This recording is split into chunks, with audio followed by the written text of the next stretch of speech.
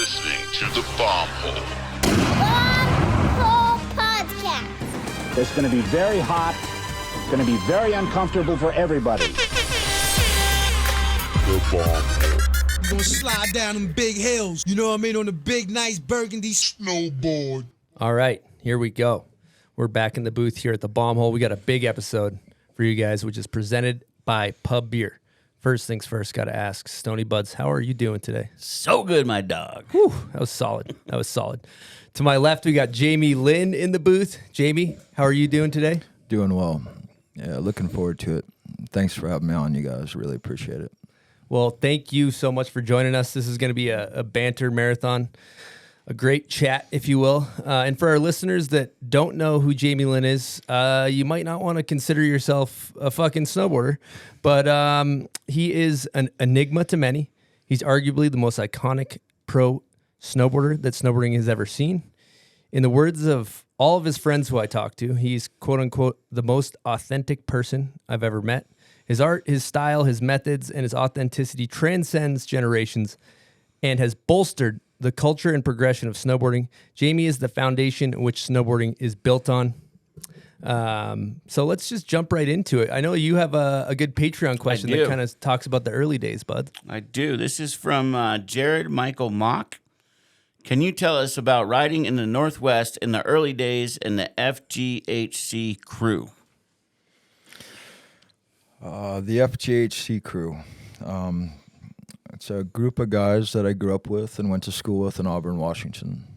And the FGCH designation came from a vehicle. It was a 76 Ford Granada that my friend Dylan's mom gave him when we were 14, 15 years old. He had the car. They gave us the wheels, but he didn't like to drive it. So it was something that kind of took the honors to get behind the wheel.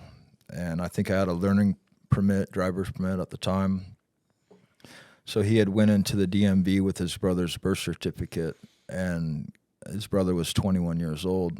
So he got a driver's license with his brother's name on it, but his picture, which allowed me to have a legal guardian when I was behind the wheel of this car.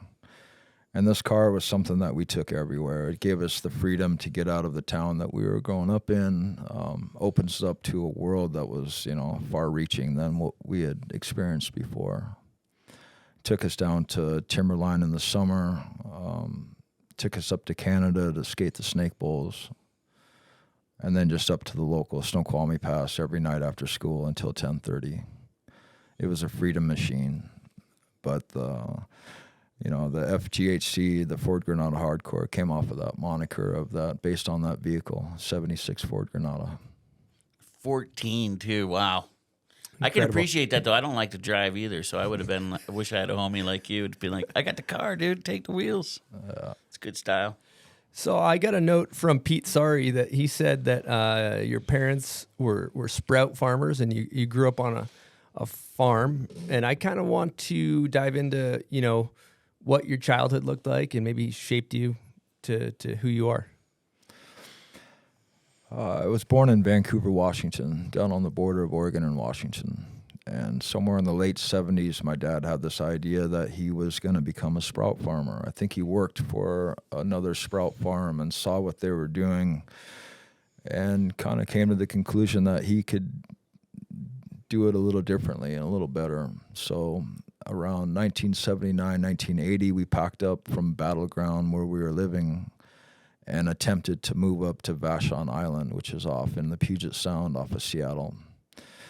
And I mean, we were living in a single wide trailer in Battleground, not much income, not much opportunity. And I think we attempted to leave Battleground 2 or 3 times. And each time our car would break down, and we had like a 70s International pickup that we were all packed up, had a camper on the back, and I think the tranny broke as we were leaving the driveway. And then next attempt was in a 74 Super Beetle Bug with 5 of us. I have 2 brothers, my mom and dad, packed into this Volkswagen Bug. We made it about halfway up the I-5 corridor before it broke down, and that was about 10 o'clock at night. And I remember having to push this bug up the hill, pulled it over on the side of the road, then all 5 of us slept in it until we could get some help getting it back to Battleground the next morning.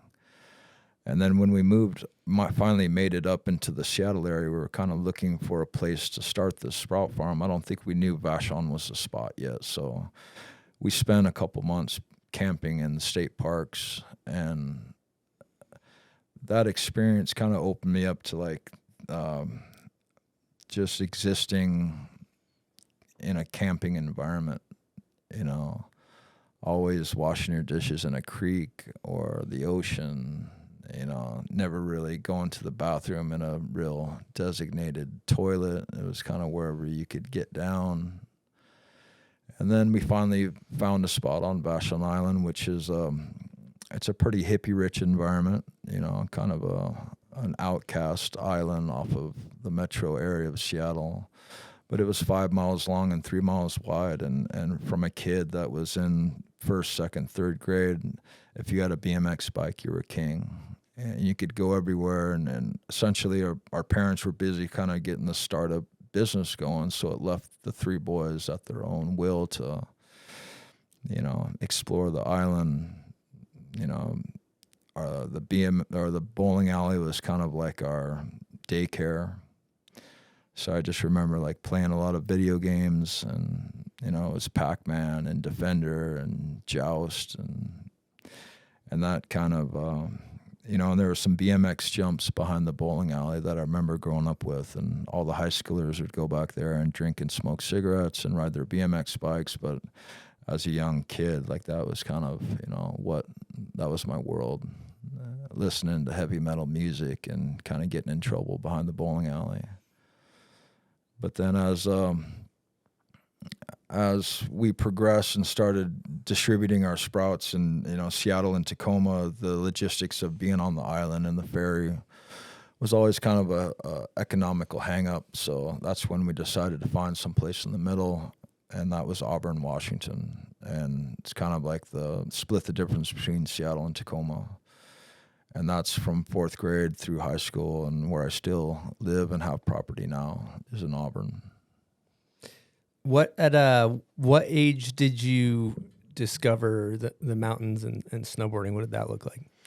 You know, Vashon was a really impressionable spot for my introduction to skiing or being up in the mountains, because the K2 factory was located on Vashon, and it was something that we would go and we would raid the dumpster for skis that were thrown away, and we'd use those skis to make sleds in the wintertime, where you take these 210s and you know, take a 2x4 and nail it to the skis, and then put like a lawn chair on, and we would hill bomb the hills in the wintertime on these K2 skis. And then I think they offered on Vashon, they offered like a ski bus, and all my friends kind of growing up would go skiing on the ski bus, but it was like $20. And at the time we really didn't have any money, and it was something that I always wanted to do and be a part of, but never really could. So it kind of planted the seed that was an option, and that was like, you know, that's what you did if you lived in the Northwest close to the mountains.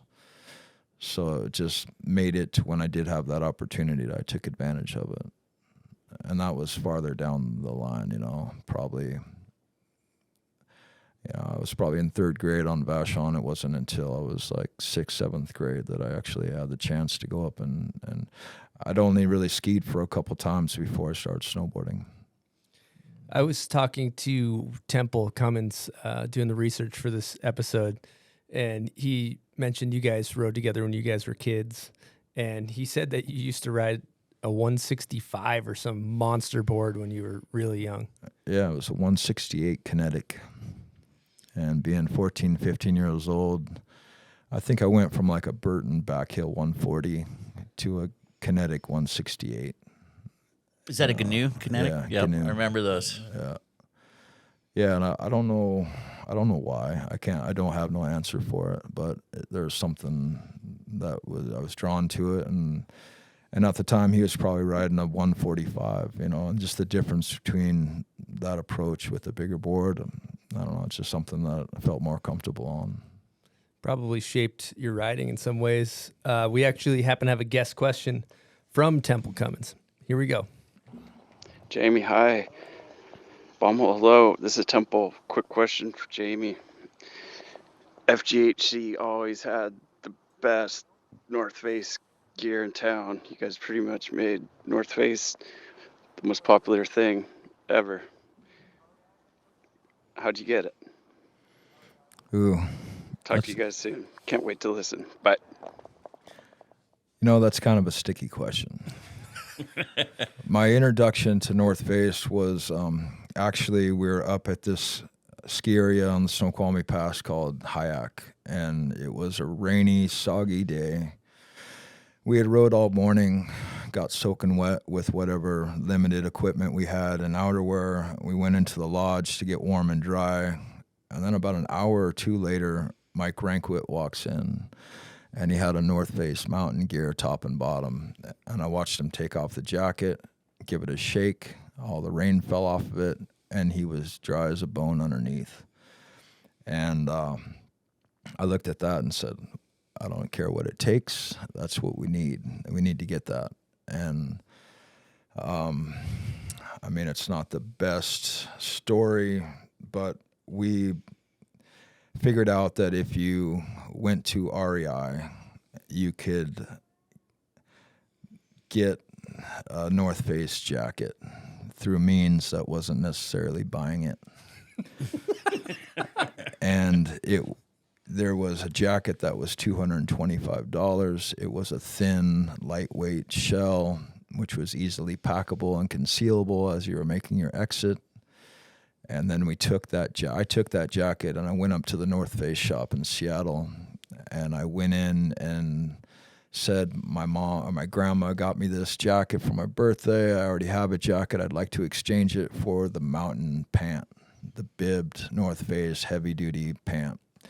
And as I was trying on the sizing of these pants, I brought a jacket that was matching into the dressing room, concealed it in a manner that was not very much something to be proud of, but what happened is I walked out of there with like a $500 North Face kit that I was set for life in. But tough question, Temple, but it kind of, but being, I don't know. You got to do what you got to do, yeah, right? It's not something I'm proud to say that was part of my early foundation of getting a chance to go and experience snowboarding in a way that gave me the chance to like ride for longer and harder and love, do something that I loved more. But at the time, like we really didn't have the resources or we didn't have like, affluent parents that supported us, and it was all kind of just scrappy kids kind of making way and making do with whatever we had and whatever means we could. And the chance to have $500 to buy an outerwear kit was just unthinkable in any other way except that. But Temple said it was the coolest gear around, so you did do them a favor marketing wise for North Face. Yeah, I mean it's something that, it is what it is. I'm not necessarily proud of condoning that behavior, and but hopefully we put it out there enough that they sold a couple more units to make up for that loss. So I want to know, you're growing up, you got your 168 kinetic. How did you go from Jamie that is learning to snowboard, figuring it out, to getting your first sponsor? And who was your first sponsor? A lot of those early days, it was the inspiration and riding with that FGCH crew. Like we grew up skateboarding, and then when we started snowboarding together, they were really instrumental for each other to push each other to get to a level that we were figuring it out. And then it was through the Northwest Series contest that really opened me up to a bigger world of possibility with snowboarding. And through those contest series, I think I made, the acquaintance of the Cummins family, Matt and Temple. And Matt gave me the chance to ride for his shop at the time, Northwest Snowboards. And if you rode for the shop, you got one free board a year. And at the time, he was riding for GNU, so that was my introduction to Mike and Pete and GNU by getting a free shop board. And I was in the junior division and did fairly well in the overall series. I think I was the overall series champion or second, and then that kind of got the attention of like Mike and Pete, and then it became more of like a flow deal from them. We'll give you a board or give you a couple boards, and that's how that relationship started, was through the Matt and Temple and the Cummins family. Man, I owe them huge for introducing me to Mike and Pete. And then riding for GNU, there was a period of time where they were owned by a windsurf company called Windline. And Windline's team manager was Gwyn Howitt from Mount Baker. And I remember Gwyn called me in one day to the office and said, "Hey, this is the deal. Nitro is kind of coming in and taking over GNU. They're going to kind of shelf GNU, and it's going to be Nitro now. So you have the opportunity to make a decision. Like, you can stay with us. We're an established company. Nitro is huge in Europe. It's kind of a sure shot, or you can stick with Mike and Pete, and they're starting this new company called Lib Technologies. And them Nitro being from Europe and not really feeling what they were doing, I kind of looked towards Matt Cummins as hey, what are you doing? Where are you going? And Matt was just like, I'm backing Mike and Pete. They're homies. They're making their boards, and they're, in the Northwest in our backyard. They're from here. They're part of what we do and the way we do it, and that's who I'm sticking with. So there was no other choice. I was going to go with Mike and Pete, and then that opened me up to, full Lib Technologies, and that was probably 89, 90. And, really the only boards that I've ever ridden other than my first or second time riding a Burton backhill. I've been on GNU or Lib Tech ever since. It's been over 30 years. Wow. I wonder if that's like the longest sponsored human right there on snowboarding. Pro-wise. I think Matt Cummins has got a pro model he's got like 5 or 6 years on me as far as having a pro model. I remember my first time going to Mount Hood, seeing his pro model and just being blown away. Just life-changing. Because in the East, you didn't really see the Lib Tech stuff until I got out there. Yeah, Matt changed the whole dynamic of freestyle snowboarding with that shape and that model that he had. The kink nose, and it's incredible. He just wanted to jib everything, so it kind of, when I had the chance then to have my pro model, I modeled it off of his existing board as the foundation. And when that pro model came, it was going, right? Like, they were selling pretty well at the beginning. Like, I heard a rumor that, I don't know if this is true, but kind of the factory had to evolve in order to kind of manufacture enough of your pro models. Yeah, I think it helped them move out to Port Angeles and start that manufacturing facility that was kind of created just to be able to facilitate the numbers that we were making with my pro model at the time. And it was, it was wild. It was such a boom in snowboarding.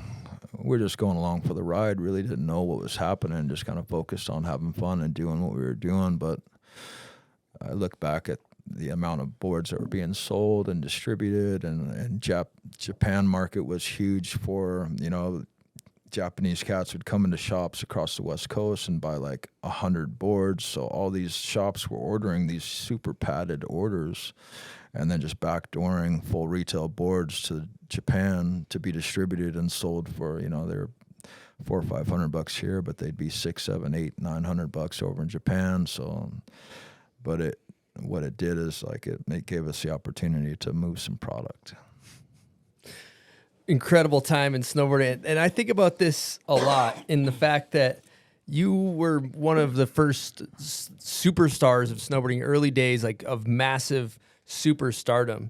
And I think a lot of people chase that fame, and you know, I'm kind of curious about this. Is, you know, did you want to be famous, and were there negative side effects that came from that, like uber fame early on? You know, being just a kid growing up in the Northwest and not really having it be so early in the whole snowboard timeline, you know, we only had a couple role models to look up to, and that was like, you know, Craig and Palmer and Kidwell and maybe Dan Donnelly and Carter Turk and Jeff Fulton, which were more like, you know, hardcore, Mount Baker hardcore based local guys that had got some recognition, but there really wasn't a formula. You know, we really didn't know what to expect by doing what we were doing the way we were doing it. So I never got into it thinking that this was going to be the end game. You know, we were just going along for the ride, and we were riding this wave that was beginning to get big. And so it, you know, there was definitely some repercussions from it. Sure, like, you know, going from like the Northwest kid, not really being in any party scene at all, to like introduced to the whole, like, you know, Southern California mentality where harder drugs were part of that program, you know, and that introduced me to things that were kind of a little bit more, you know, accepted and natural down there. But what it did is it sent me home with some, you know, some demons that for years I struggled with, you know, addiction based on that introduction of stuff that I'd never been a part of before. And, you know, I had a lot of years where I you know, struggled with addiction from drugs, and it got to become more of a lifestyle than it was just a party, and it took me years to try to process that and deal with just where I was at and what I was doing, but then harboring this, like, you know, functioning addiction. And it really wasn't until I had the help from, you know, my team manager at Volcom at the time, Billy Anderson, that really helped me kind of pull out of this nosedive that I was in, and supported me and gave me the chance to have an option. And that option was, he introduced me to Jeff Pensiero up at Baldface. And that gave me the chance, because throughout the years, like, I had started distancing myself from what I truly loved and focused more on, you know, the drug aspect of life. And that got me away from snowboarding. And what Billy did and Jeff did was reconnected me with that and gave me the chance to get back to doing something that I loved, gave me a focus, and reconnected me with just riding epic powder up in Canada, you know, and it really pulled me out of something that I was going to be a dead end, you know, sooner or later. And there was a lot of casualties from that experience too, that I try not to have any regrets, but there's a lot of things that happened in that timeline that I look back on. I was just like, I'm so sorry. You know, I really apologize for, you know, I never answered my phone. I was trying to deal with, you know, thinking I was going to start a family with this woman, and got married, and that deteriorated because of, you know, my addiction. And it was really tough. But it's been years of trying to get back to my roots and foundation, and, you know, Jeff and his family and Baldface has been that reconnection. So huge thanks to Jeff and Billy. Really, those two guys were huge. Love that. God bless him. It's awesome that your snowboarding brought you back. You know, it's a beautiful thing. Yeah, I mean, it was such a just a humble inception, like getting, you know, opportunity, kind of just stair-stepping up into something that was kind of unknown. We really didn't have any paths laid out in front of us. You know, we didn't have any real formula or a guideline to what to do and how to do it. So we were just kind of winging it, you know, and it was cool to see where it went and to be a part of that. Like, I feel like I'm so blessed to have the opportunity to be able to have a, you know, not the bottom floor, but a brick in that foundation, you know, that helps build where modern snowboarding is, you know, and so proud of that opportunity and so thankful for all the support to get there, but then stoked to see where kids have taken it nowadays, you know, and something that I could stand back and be proud of and to still be a part of it. It's an amazing opportunity. You know, I still love it just as much now as I did when I was that 14-year-old kid and driving a Ford Granada around. Incredible. And for our listeners that are, you know, don't know, I'd like to provide a little context because it seems like snowboarding was at a place where before you came along, it could have gone a couple different directions. Like hard booting was popular, and you took it and were like, no, I'm gonna go huge and do it with good style. And the rest of the industry is like, oh yeah, we're not going this direction, or you were kind of the compass pointing snowboarding in the right direction. Do you have any elaboration on that? Yeah, I mean, I think, you know, contests were the driving factor of your success in snowboarding when I started, and watching Craig Kelly go out and, like, you know, do all the World Cup events and be on that stage on a world stage, but it was all contests, and the contests were half pipe, giant slalom, and slalom. So when I started doing the Northwest Series, that was our disciplines that we had to adhere to be able to, you know, have the overall point total to go, and then we were looking for placings, and that's how you built your momentum to then find sponsorships to support you. So when we had the chance to kind of get a break away from that and started, you know, doing more film trips with like Fall Line Films and MacDog, it changed the whole dynamic that you could not adhere to that contest formula, but go out and free ride and have fun and ride everything and then showcase it with the films that came out. So that changed, like, okay, it gave it that marketing sensibility and marketing opportunity to just go out and free ride. You document it, you put it in a killer segment, it drops into an awesome film project, and then that's enough, you know. And so that kind of changed the whole dynamic of what, you know, how you could be a snowboarder and be successful, but kind of do it on your own, you know, do it on your own terms and have so much fun with it without the structure of a judging criteria. Well said. Before we get into all those films and stuff, I gotta ask, I heard a cool story about how you graduated high school. You know, I started traveling pretty early with snowboarding, and it didn't give me like, and we were going up and going snowboard at night till 10:30. So school was kind of like an afterthought, you know. So I think I failed physical education in my sophomore year just because I wasn't really into it, you know. Like, we would go out and skate and we'd go snowboarding, and that was our workout, you know. And I got into a gym with like weights and football, and I was never really into structured academic sports, and never really could take a coach telling me what to do and when to do it and how to do it. So never really connected with that. But through that process of school, I started not looking like I was going to be able to graduate. So I did two things. I took a night course. I went into a counselor, and the counselor was like, hey, like, you're getting paid for snowboarding. You're getting a chance to travel the world. That's way more opportunity than 90% of these people that are going to graduate from this high school are ever going to get a chance to experience. So you're sitting here having this school counselor telling me that I should essentially drop out and continue what I was doing.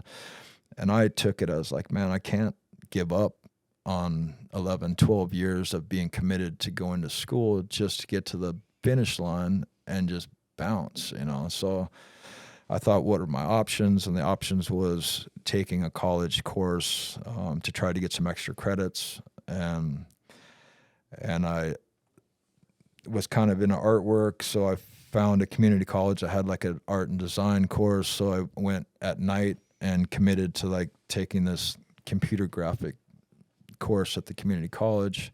That helped me get some credits. And then the other one is like you could go and you can get on-the-job training. So if you had a job outside of school, you could go and work, and then you'd have to have them sign this piece of paper that said, you know, that you had this job.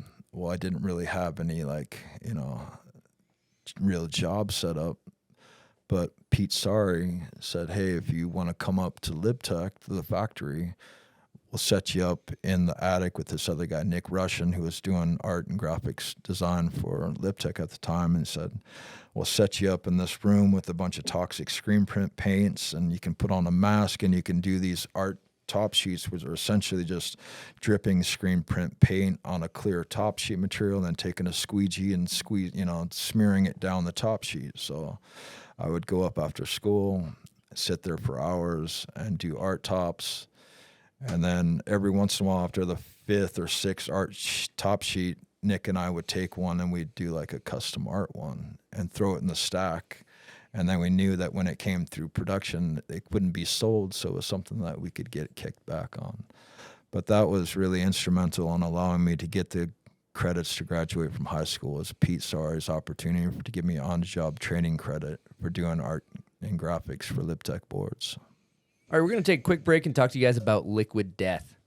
Buds and I murder Liquid Deaths on the regular. You may be cruising around your local grocery store and see, oh, there's a tall can of Liquid Death. Why is there beer in the water section? It's not beer. It's water, Buds. It's mountain spring water, right? So why do they call it Liquid Death, Buds? Because it's going to brutally murder your thirst like a serial killer out there. Get rid of the dehydration and hydrate. They also donate a portion of their profits to every can sold to help kill plastic pollution. Yeah, death to plastic. Death to plastic. They also got great merch. They got hoodies, T-shirts, cool collabs with Nixon. Dude, I wear that pink hoodie, and it's awesome. The whoever's doing their graphics over there is killing it. You can find Liquid Death Mountain Water on Amazon or at a retailer near you. And the Bombhole listeners get 20% off their first Liquid Death apparel purchase. Available exclusively at liquiddeath.com/bombhole. Again, that's liquiddeath.com/bombhole. Hey, what's up, everyone? I'm Aaron Bittner. I got to go ride this Burton Hometown Hero from their family tree line. Overall, first impression was this board is a all-mountain beast. It can do anything. It's a really fun directional camber, great flex pattern and side cut, really fun and playful board, but can still handle some choppy snow and variable conditions. If you want to see the full review that I did on this board, head over to the Bombhole YouTube channel. If you want to check out this gear, head on over to burton.com. All right. Now, earlier you mentioned Billy Anderson, and we happen to have a guest question from the man himself. Here we go. Hello, Bombhole. This is Billy Anderson, and I have a question for Jamie. Jamie, your legacy has been defined by style. The two things that stick out to me is your method and not wearing gloves. My question is, was that a conscious decision to not wear gloves, or did you simply forget them on a regular basis? Look forward to hearing your answer. Thanks. Yeah, Billy. Love you, brother. Good question. The whole glove thing kind of goes back to the method stuff. You know, it was like I grew up skateboarding, and you never wore gloves when you skateboarded. So it just felt way more natural and comfortable to be able to grab, and especially grab your board and kick out a method without gloves on. So I mean, there would be definitely times when I'd be in a spot and, you know, I'm pretty bad at losing everything that's not attached. And, but just every time that I could, you know, of course in the winter, you wear gloves. You can't ride without gloves in the wintertime. It's, you know, it's painful. But every springtime session, every summertime Mount Hood session, it was no other choice than to ride without gloves, and it just gave me the opportunity to grab and to be able to have more control when I did grab, and especially, you know, be able to kick out methods. It just gave that grip that you had a connection to with your board. We have a print that Sean Sullivan shot of you doing a method with no gloves at Mount Hood that's going to be available on our website that hopefully you'll sign if you're kind enough. Yeah, But no it's problem. awesome because you can totally just see that grip. Is that why skateboarding methods? Is that why you grab between the feet? That's always been a question about where I grab the board, and Yes. I've always grabbed above the bindings. I've never done a method where I grabbed in between the bindings. Oh, really? Yeah. So it was a Patreon question from like 3 people is why did you grab between the feet? Yeah, But you didn't. I never did. It was always Right right above the binding, as close to the binding as I could, because then when I pulled it back, it gave me more leverage to kick it out. Yeah, we have 2 photos of you doing methods, and it's not behind, or it's not in between. So that's why I was wondering why all these Patreon people were saying between So the feet. let's talk about methods and exactly where you got your inspo. Like, where did you pull your inspiration from, and who are some of the great method people out there? I mean, early on, it was definitely through skateboarding, and the Bones Brigade movies and watching them hit fly ramps, and it was all early grab stuff. But there was, Steve Caballero off a fly ramp could kick out a proper method. And there was also Jesse Martinez, who really would flap out sideways where he kicked his board, and it was kind of more flat than anything out in front of him. And it was kind of a twist and kick to it that gave, it had a certain style. It wasn't just like Christian Asoy would blast, but he would really open up and it would like kick it out to the side. But those guys, like especially Cab, would kick it out in front of him and really kick his back foot out to where it was more in front and leading than anything else. So that was something that like was hugely inspirational to when we did get on a snowboard to try to replicate that style. And then, a method is like the easiest trick to do, but the hardest trick to do right. And I think everybody's got their own interpretation. You can never really, I can't really place one above the other though. Like everybody's got their own stuff, and as long as they're doing it, that's what matters. But a good method, there's something that feels right about when it's done and it's done proper. And there's a lot of kids out there that have taken that and really shined, and stoked to see it. Awesome. Love the method talk. Your name comes up on the show all the time in regards to methods and whatnot. Now, earlier you talked about doing art and getting into art when you were in high school, and early lib boards. And I think it's important to talk about how snowboarding goes far beyond just athletic prowess. Art and snowboarding coincide in the culture and the fabric of our sport. And I kind of just wanted to tee up if you wanted to maybe talk about the parallels between art and snowboarding. For me, with artwork and how it related to snowboarding, it was kind of like it really started when I had the chance to have my first pro model with LibTech. And I had grown up with really looking up to the skateboarders that were also artists. Mark Gonzalez, Neil Blender, Chris Miller was hugely inspirational, and I saw them use their skateboard as a vehicle for self-expression, not only in their ability to skate, but also the graphics that they utilized for their boards. So I always thought if I had that chance with snowboarding, there would be no other way to do it.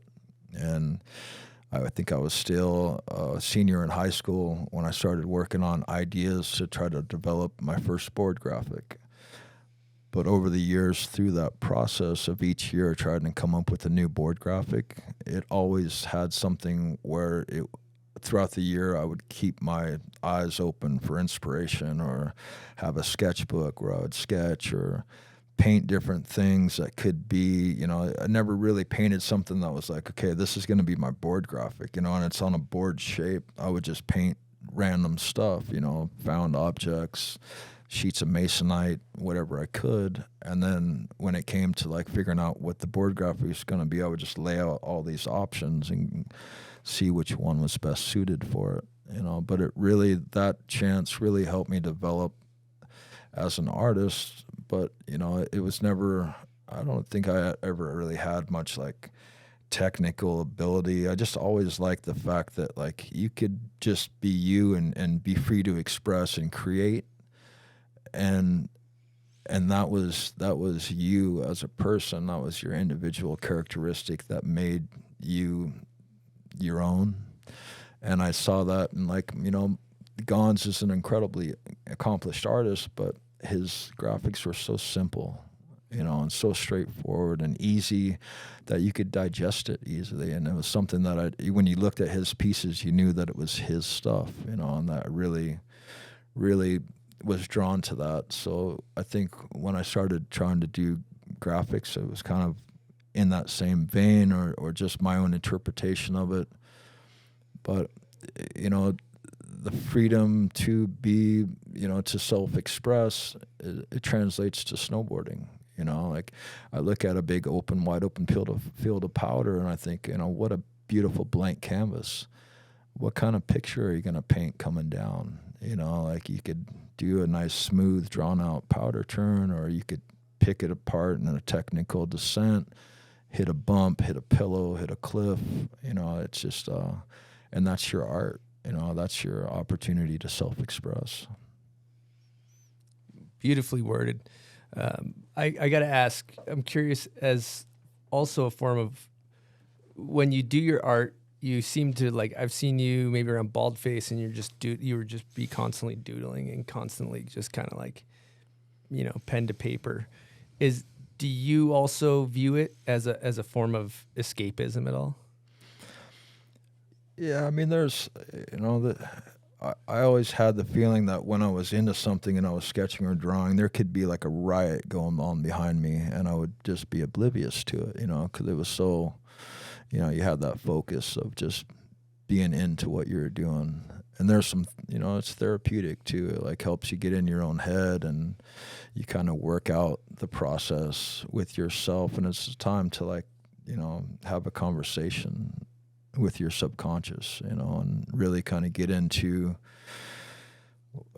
visuals that you might have in your head, and then how to translate that out into what comes out on paper or canvas. How often do you find yourself doing art?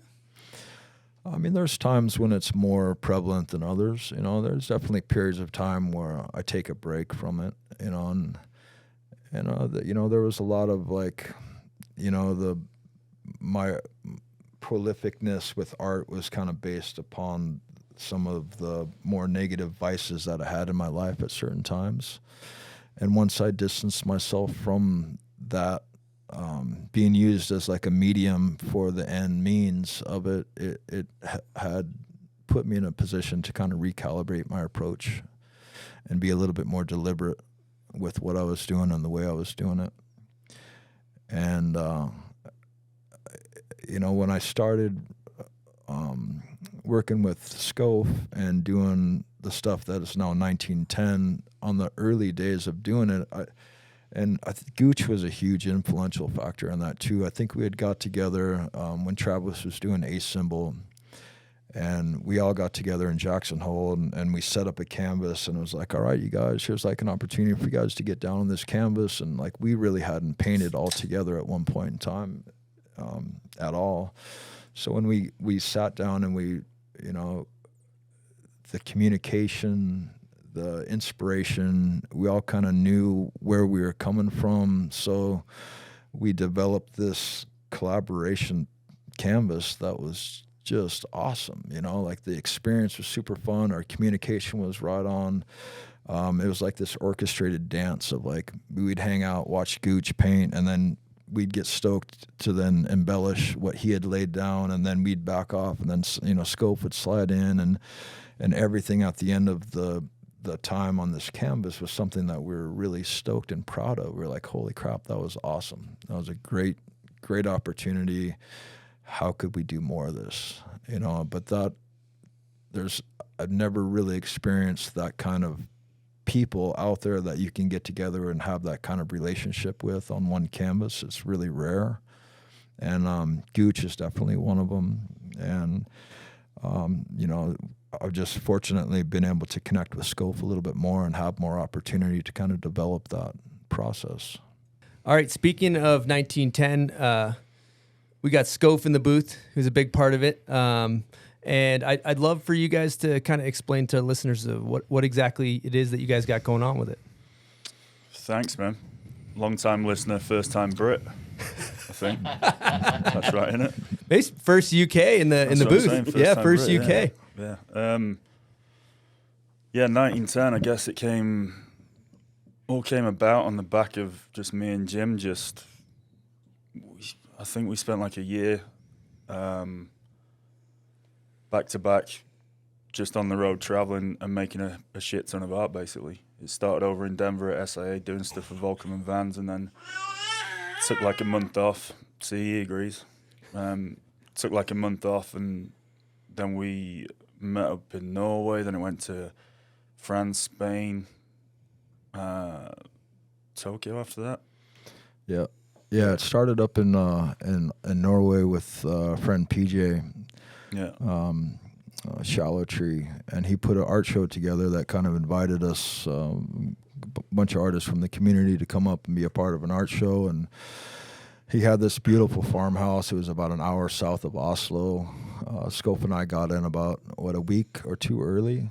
Yeah. And went straight away to an art store, got a roll of canvas and a bunch of rattle cans, and took it back to PJ's farm, and we sat there in his barn for like a week and just put up panels and canvases and just started painting and did a lot of stuff really easy and really quick, and stuff that we were stoked at the end result at the end. And then after that show, we got a chance to go down to south coast of France to Volcom, Europe, where they're located in Hosgar, Biarritz area. And did a couple projects for them, just kicking around. But then they gave us opportunity to do this big mural project on their rooftop.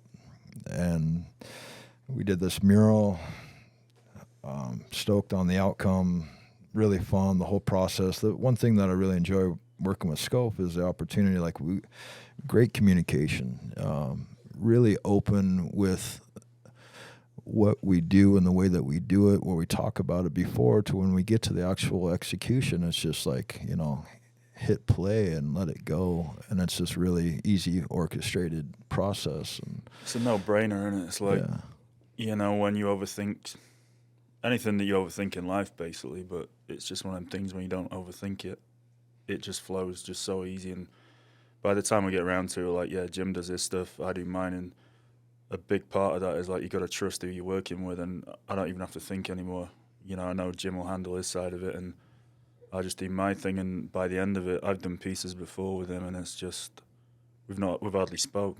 We've just listened to our music and just cracked on and got involved. And then oh shit, here's a big painting. You know what I mean? And it's when you can get that with another artist or whatever, it's a pretty sick. I don't know what the word is, but it's just a really good outcome.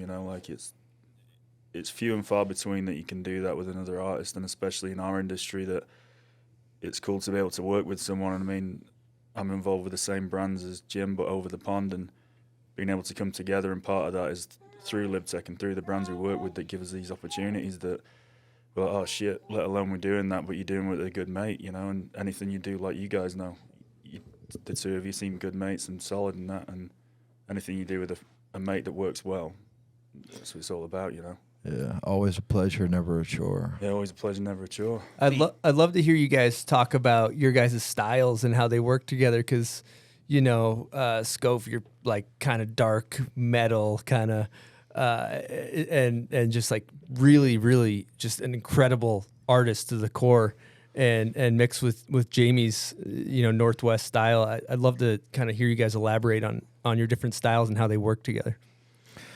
I think that the way that we have this dynamic that I think really kind of works is we have it's got a very wide latitude and diverse style and approach to where he can kind of fit in to whatever I'm doing, or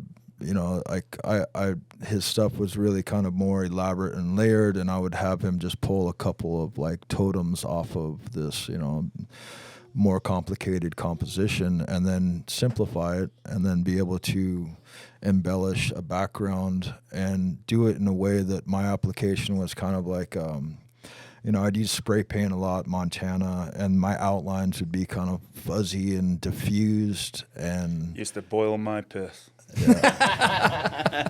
In Yours the are best, very clean, in the best, right? in the best sense. It'd be like I'd do something, then there'd be a bit of overspray. Oh Christ Almighty! Yeah, but it's that thing we've got back and forth. It's it's fun. It's good.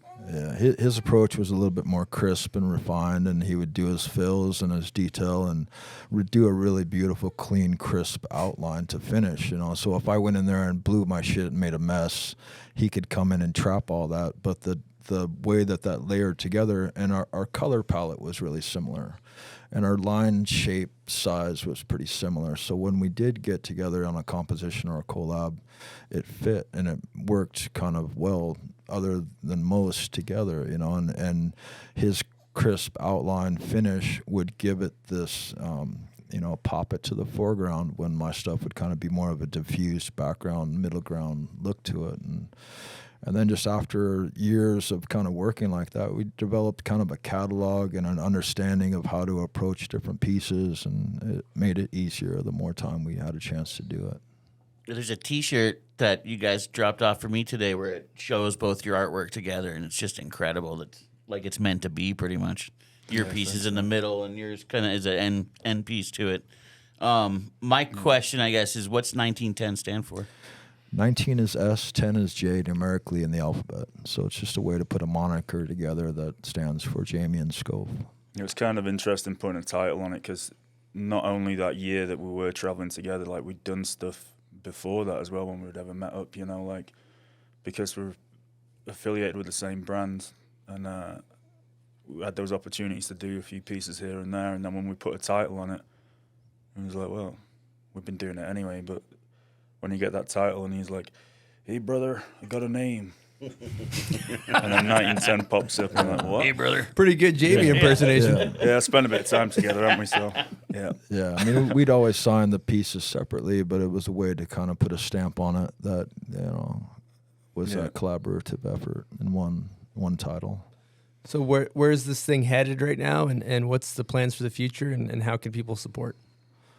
Oh, I mean, we did a lot of pieces together that went in different channels, but a lot of the pieces that we do were these bigger mural pieces or bigger panels that aren't really accessible or approachable to the general public. And so taking on and developing more merch based upon that bigger artwork where we just took shots of it, scaled it down, provide prints. We're doing tees, hoodies, hats and beanies, a simple merch program. But we got a website coming out, and we've been just doing a lot of like DM stuff through Instagram, which is _1910_ written out. And it's nice just to stoke people out on the work, like when you can see that build and people are just into it. It's quite a nice thing. And so so long as we've got support and so long as we've got people stoked about the artwork, then the more we'll do it. But it's just kind of, it can be something, it can be nothing, As long as it just flows. I mean, opportunities like this to be able to go up on a wall and stuff, it just puts it out there that little bit more. And being able to even give you guys stuff, it's just getting it under people's noses that, a lot of people ask when's the merch coming out and things like that. And we're just ironing out the creases at the minute. But yeah, and I think the process that we've developed and the experiences we've had have been so enjoyable and so fun. Putting a package together to then have the opportunity to share all that with other people is something that we'd love to do. All right, Jamie. Well, I heard you guys have a little piece of art here for us. Yeah, we brought a little piece. Let's open it up and crack it and see what's up. Well, we got two options. We might give this to a Patreon member, but if we really like it, we might just keep it. But what do you think? Probably a good chance we're going to like it, though. Don't be polite if you don't like it, even though we're both there. I haven't seen much I didn't like. Damn. Damn, dude. Wow. That thing. That might have to hang in the kinda needs office. to stay in That's the got we office. don't have to keep that here. I'm sorry. Sorry, Patreon member. We love Shit you out guys, of luck. but wow, that's a little too sick. I'll throw it behind us here. Dude. Yeah, look at that. So there it's a little piece we call the Midnight Howler. That's incredible. Are people going to be able to get this type of stuff on your website once it's launched? Yeah, we did offer this as kind of a limited signed piece, and we'll probably do more of an open-ended print. I don't know if it'll be the same size, but I think we do offer that. Just different types of things as you evolve, I imagine, as a company too. Yeah. I mean, I have a feeling people are going to go nuts over this kind of stuff if they have the ability to be able to get it. There was a run that we had that Schoph had alluded to where we started in Norway, went to France, took us down to Spain. Japan caught wind of what we were doing at Volcom Europe and said, hey, we got a 20th anniversary to one of our Volcom stores in Harajuku. How do you guys feel about coming over and hanging out for a couple weeks and building a body of work and then having an art show that kind of coincided with this 20-year anniversary. So went from France over to Japan, spent 2 weeks on BMX bikes, painting, cruising around during the day, painting at night, and just kind of developed 24 pieces in 14 days. Had an art show that kind of showcased those works, sold out the art show, took that momentum and went to California, did a mural for Volcom. Vans invited us to be a part of their new headquarters grand opening where we did a live mural presentation there. And then I think I went home for like a week, and then I got a text message that, hey, come back to London for another Human Nature art show in London. So we had this like essentially a year stretch of just back to back. What did we coin it? I think we coined it the highway to human nature or something. Yeah. It was like it was a wild series of events all across the world, and just like having the chance to leapfrog from one fun art experience to another, and like we might have sold a piece here and there to help fund that, to help get us into the next stage, but we really didn't do it with that in mind. It was never like, hey, this is our goal, we're gonna go and try to like pump this big tour. It was just like opening ourselves up to that experience and allowing that wave to kind of carry us through all the way through. And also we had a lot of support from like the brands that support us, like Vans had come up with an idea that we could go and earn a bit of cash to keep us going, and then Volcom did, and there's like a trip that you can't really remember it because there's that much stuff went off, but you'll never forget it. It was like so much happened, man, in a year. But your artwork together is just incredible. Yeah, Schoph, I'd like to kind of ask you particularly about your art. Seeing it's all smoke and mirrors, mate. It's piss out. It's people might recognize it from Travis's new board and a lot of the lib stuff. Where's your inspiration? This is a dog shit question. I'm sorry, but where's the inspiration come from it? Yeah, you're right there, Christopher. It's a really shit question. No, to be honest, mate, it's a lot of it's from music, lyrics, stuff like that, stuff that I can just get lost in. Like music, I think it's like anything. It's like an international language, and you can put that into however you create. Like even if you go shredding or something, you listen to music, or if you're painting a picture, or you can put your favorite album on and just listen and paint away, and something comes from that, and something doesn't. Like a lot of my inspiration comes from that. A lot of inspiration comes from other artists. I try and stay away from Instagram and things like that because there's that much things going off that I ain't got enough bandwidth to deal with it, so I try and just keep on my own what I like. I paint what I like to see rather than do something that someone's into, like even though you do make art for someone to be into it, but you don't go out there to do it like that. I like painting wolf heads, so I'll do that, and if someone don't like wolves, then tough luck. But that kind of, I just do it my own way, and music's a big inspiration to that, whether it's Motorhead, Sabbath, Fu Manchu, all the bands that I'm into. I think it comes from a lot of that, But also,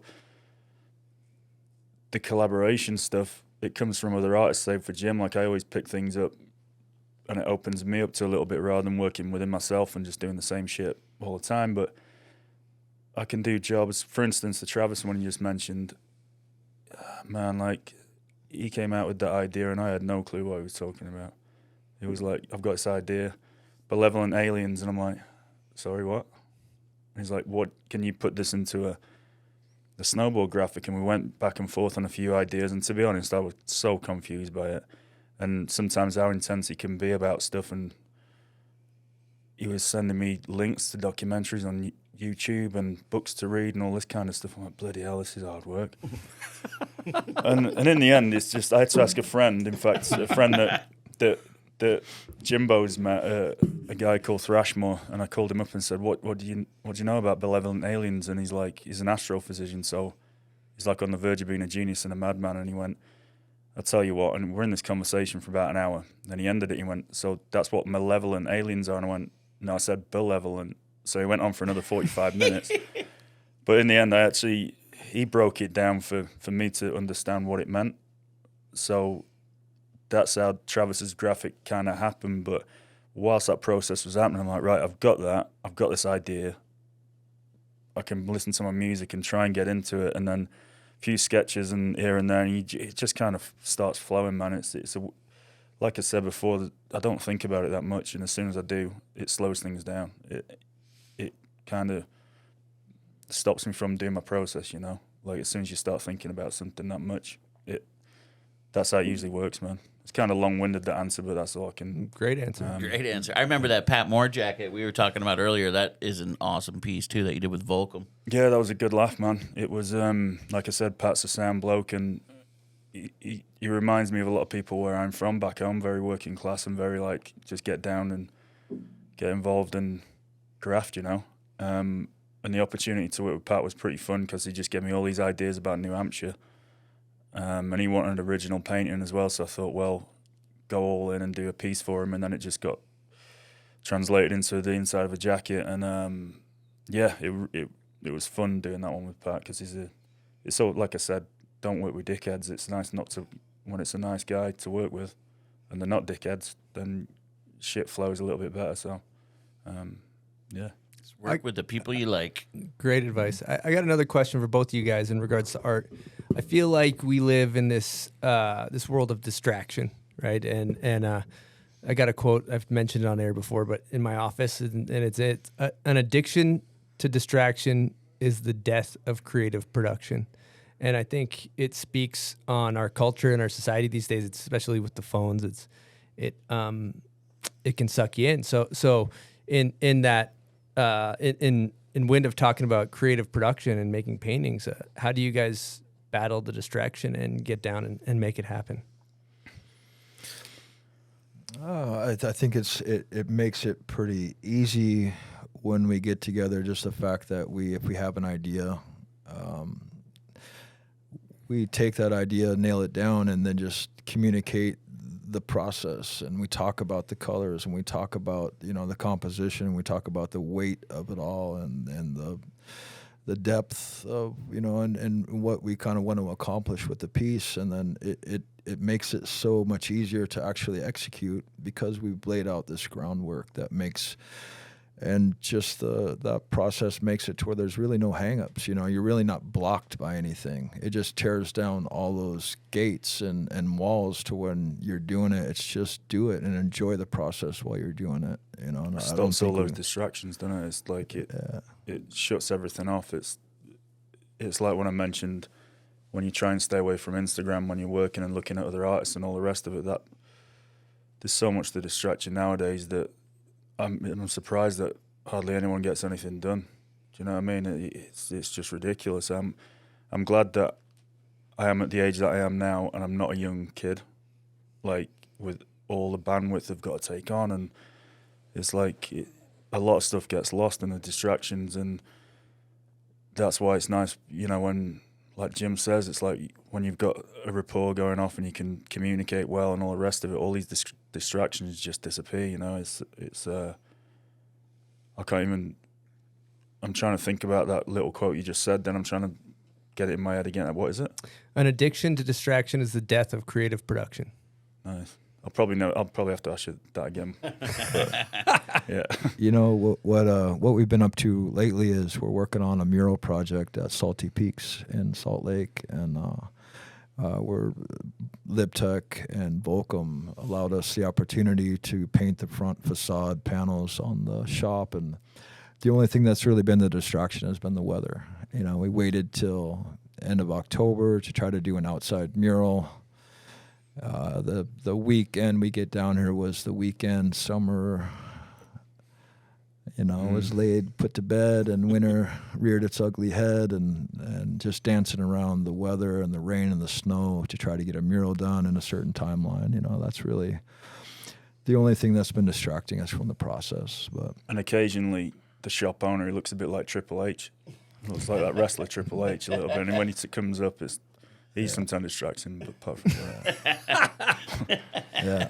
Bless Dennis though. Big shout out to Salty lad. Peaks for having us out and getting a chance to share what we've been doing. That wasn't any disrespectful. I was just being honest. He looks like a wrestler.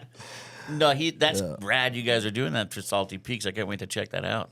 Yeah, and it's been nice out for the past like 8 months. Hasn't rained. It's been the best summer. You guys brought the weather. We needed that snow though. It was a beautiful stretch, but then when it hit kind of hard, and it got people out of that summertime funk and getting ready for the season. It's good to see the energy and everyone frothing to get up there and start the winter. Mm-hmm. We're just so out of place. I was like, where the heck are these guys coming from?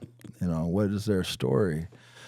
And come to find out that it was Richard and Tucker, and that they were kicking off this new thing called Volcom. And then I think that was summertime in the winter. Steve Graham had came up to Baker and spent some time up there. So we were able to kind of meet and connect, and he invited us down to Tahoe to come and join him and go ride down there. And so it was me and my girlfriend at the time, Cersei Wallace. Big shout out to Cersei. Say hi. How's it going? We go down to Tahoe, meet up with Steve Graham, and he's staying with, I think it was Jerry Dugan or Arthur Crable from Fall Line Films. And this is where Dave Sione was living at the time, and Steve was staying with Dave. And it was somewhere in Donner near the lake. And we get down there right as the storm hits. And it was a typical Tahoe storm that once it started, it didn't let up till it snowed about 8 feet. And it locked us into the house to where we couldn't really leave. But what was special about that opportunity is like Dave was in the process of the beginning edits of Roadkill. So we sat there for 7 days straight watching him edit the opening montage of Roadkill. And when you talk about like, you guys do a bit where it's like, name that video soundtrack. I'm not really good at that. I'm not really, I've watched a million snowboard films, but there's been so many, and the early ones I've kind of forgotten. There's a couple highlights that I can remember, but I'm not the best when it comes to like, recollection of soundtrack library. But this song, it was no effects, better than a stick in the eye, and it played in rotation nonstop for a week straight. He would edit a bit, slide it back, stack a clip, play the song again. So this opening, it gives me chills when I think about it or even say it now, because it was a special movie and it was awesome. But we stayed for a week, couldn't leave to go 2 blocks down to the store because there was so much snow. But in typical Tahoe fashion, when the storm broke, it went blue, and it was just amazing. That's when we went and filmed the segment for the Sugar Bowl and the Donner Summit ASI session. I think it was Sugar Bowl with Rippy, Steve, Cersei, and myself. And another cat that came down with us, this guy named Coulter, who was part of that FGCH Crew. And then we had a session at Donner at ASI, and that's where, like, it was with Palmer. I mean, and for us, like, always having him, someone that we really looked up to. It was the first time that we were able to, like, actually ride with him. It's really cool. I think he had the Bozo the Clown haircut, where it was, like, bright red, shaved on top. Like a plaid Quicksilver pant with, like, a T-shirt or something. It was just typical Palmer fashion, which is awesome. And then the highlight was like Steve Graham's back 180 off the huge cliff at the Andrew shot for Roadkill. It was a cool time. But after that, we, it's a long story, but we needed to get, we were going to go down to Costa Mesa, and Steve Graham, I think Matt Cummins came on board, and and we didn't have enough room in the car that we had, so the only thing that we could rent, because we were all under 25, was a U-Haul. So we rented a U-Haul box truck in Donner or a Truckee, and then drove down 395 and stopped in Mammoth. And when we stopped in Mammoth, we connected with these two young kids. One was 14, the other one was 12, and it was Billy and Jeff Anderson. And they were our chaperone and our tour guides for Mammoth, and I'd never been down there. And Billy was stoked. He took us right up to the top of the tram, and I think the cliff rock drop's called Hangman's at Mammoth. I followed this 14-year-old kid straight in, no speed check, and just sent it off the top of Hangman's, stomped it. And I was just like, holy shit, who is this kid? Super sick. But we chased him around all day, and then we had dinner with him and his family. And I think like I had probably pink or blue hair. Steve had some kind of wild hairdo, and we went and had dinner with Billy's parents, and we had all beanies on, and they're like, hey man, take off your beanie at the dinner table. So we took off our beanies, and then they saw our hair, and they were just like, oh, okay, you can put them back on. So we ended up driving down to Costa Mesa in the U-Haul, and I think Billy or Jeff joined us, and we only had so much room in the front of the box truck, so people had to ride in the very back. And Jane, Billy's mom, was so sketched on that, she ended up like shadowing us. We didn't know this, but she shadowed us the whole 6-hour drive down to Costa Mesa to make sure that we made it all safe. But when we got down, we stayed at Steve Graham's house, and Steve Graham said, hey, there's two companies that are kind of starting right now. One's SMP and the other one's Volcom. Give me a day or two, I'll get you some product, you can check it out. So he was the person that first got me my first box of Volcom. And he got me a box of SMP stuff too, and I think there was like an early a library ride poster where I'm doing like a shifty, and I have an SMP flannel on and like Volcom butterball cotton pants, so it's kind of like that in-between time. But I got the SMP stuff, and I looked at it, I was like, oh, this is kind of cool. But then I opened up the Volcom box, and the Volcom box was just like this bright pink shirt with Madonna. It was like the pinkest punk shirt, and I think it was like a Kelly Green shirt that had like Bill Clinton that said I inhaled, and just wild screens and wild placement, and just huge like branding that was more like dirt bike stuff, you know. And I saw that, and I saw that energy that they had on those early pieces, and I was like, you know, this is something that I would want to connect with. And he made the introduction, you know, to Volcom, got me my first box, and introduced me to Wooly and Troy and Tucker and Neil Harrison and all those guys that were part of that early Volcom. And I think that was like 92, 93. And then from then on, it was just like, you know, hey, we don't really have much, but we'll support you any way we could. And then as the years, you know, progressed, it became something that you see it now, and it's everywhere, and it's really cool to watch that progression from an early startup. You know, a lot of those guys, you know, their whole story is that they're screen printing shirts in their garage and like just doing it like winging a prayer.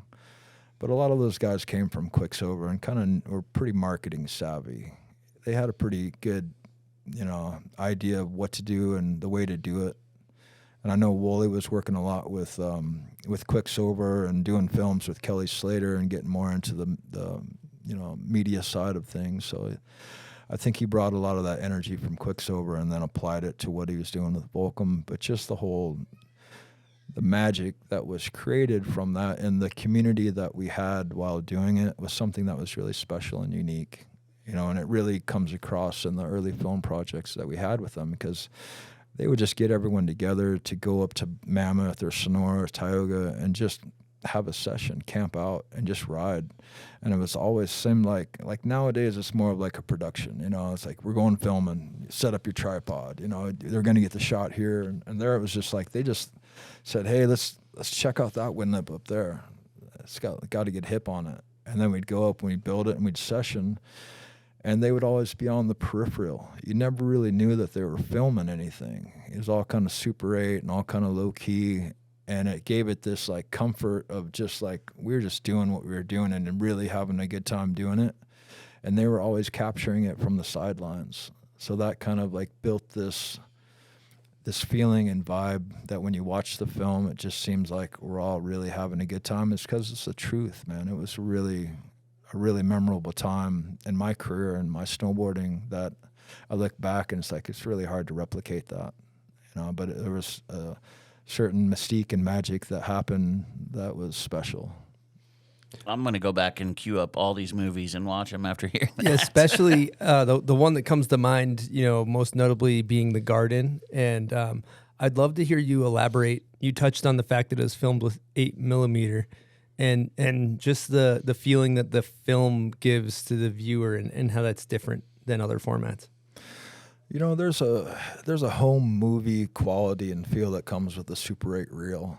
You know, it's kind of scratchy, it's kind of flickery, and it's got this kind of texture to it that's not, you know, glazed over, and it's not a big production. And there's something that connects you as a person, I think, to maybe if you were a kid and your parents or grandparents had like Super 8 films of you playing out in the backyard or doing things as a youth, that then when you watch a Super 8 film production, you kind of connect with that early childhood memory.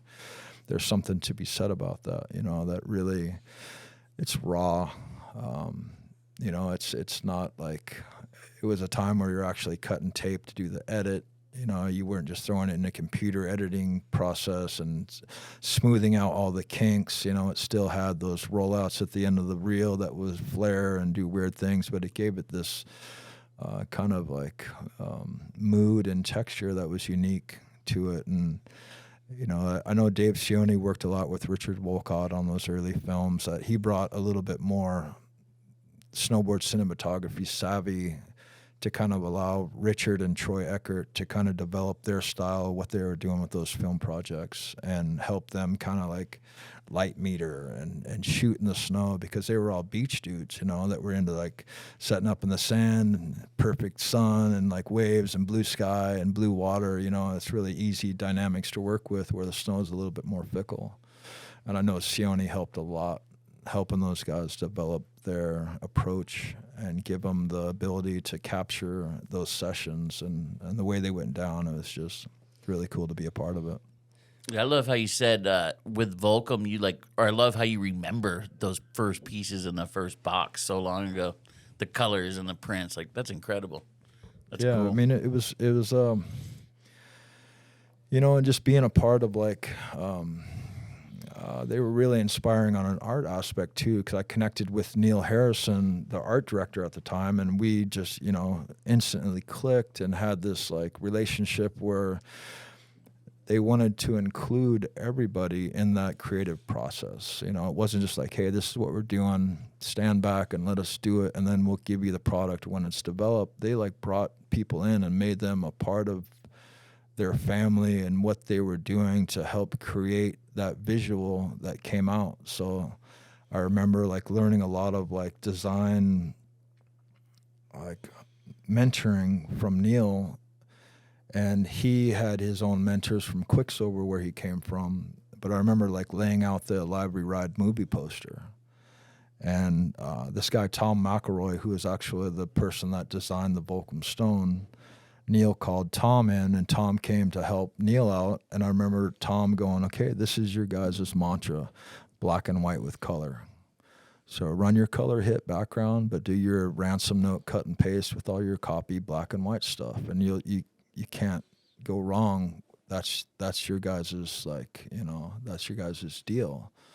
So that always stuck in my head, and I remember just like hours and hours sitting on the copy machine, just like cut and pasting weird stuff together, and doing like art projects. Like everyone would be included in just art projects, and then they would just gather a bunch of material and just like pick out, okay, that's a T-shirt, you know, that would be cool, and that'd be good on the poster, and that's going to be a board short print. Or it was a cool opportunity to learn the process in that kind of art direction sense, to develop outerwear and T-shirts and merch and stickers and stuff. And they weren't afraid to just take something that was done in 15 minutes and run it, you know, and just turn it into something that became iconic imagery to a brand that's now what it is.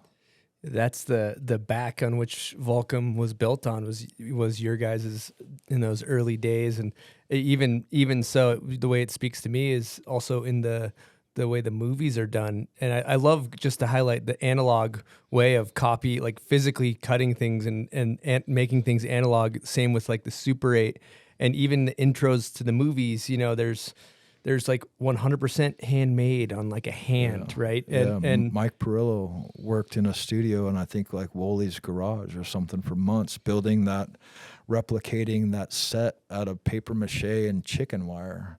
And he built like a full diorama of like Sonora Pass in the garden and did all those hand cut intro montage pieces all done by hand. And just like it gave, that's what really was special about it, is it was really handmade, and it really gave it that feel that it was more of an art project than a film project, you know. And it was pre Photoshop, it was pre Procreate, it was pre all that computer aided design stuff, to where, you know, you actually did it, brushed to canvas, handmade, cut and paste, and then put a Super 8 on a tripod and film those stop frame animation stuff. It's just unique, but really cool.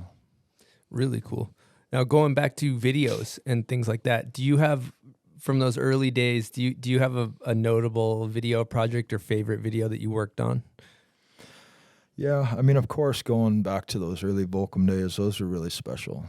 You know, the library ride and the garden were stuff that times when, you know, you're a kid and everything's brand new, and then you're coming from Washington, it was kind of, you know, you're not really, my horizon was pretty limited, you know, but then going down to California and being open up to this whole new big world of just possibility and endless fun opportunity, it really opened up me to the world of like what was possible with snowboarding, and those film projects really kind of showcase that time and space.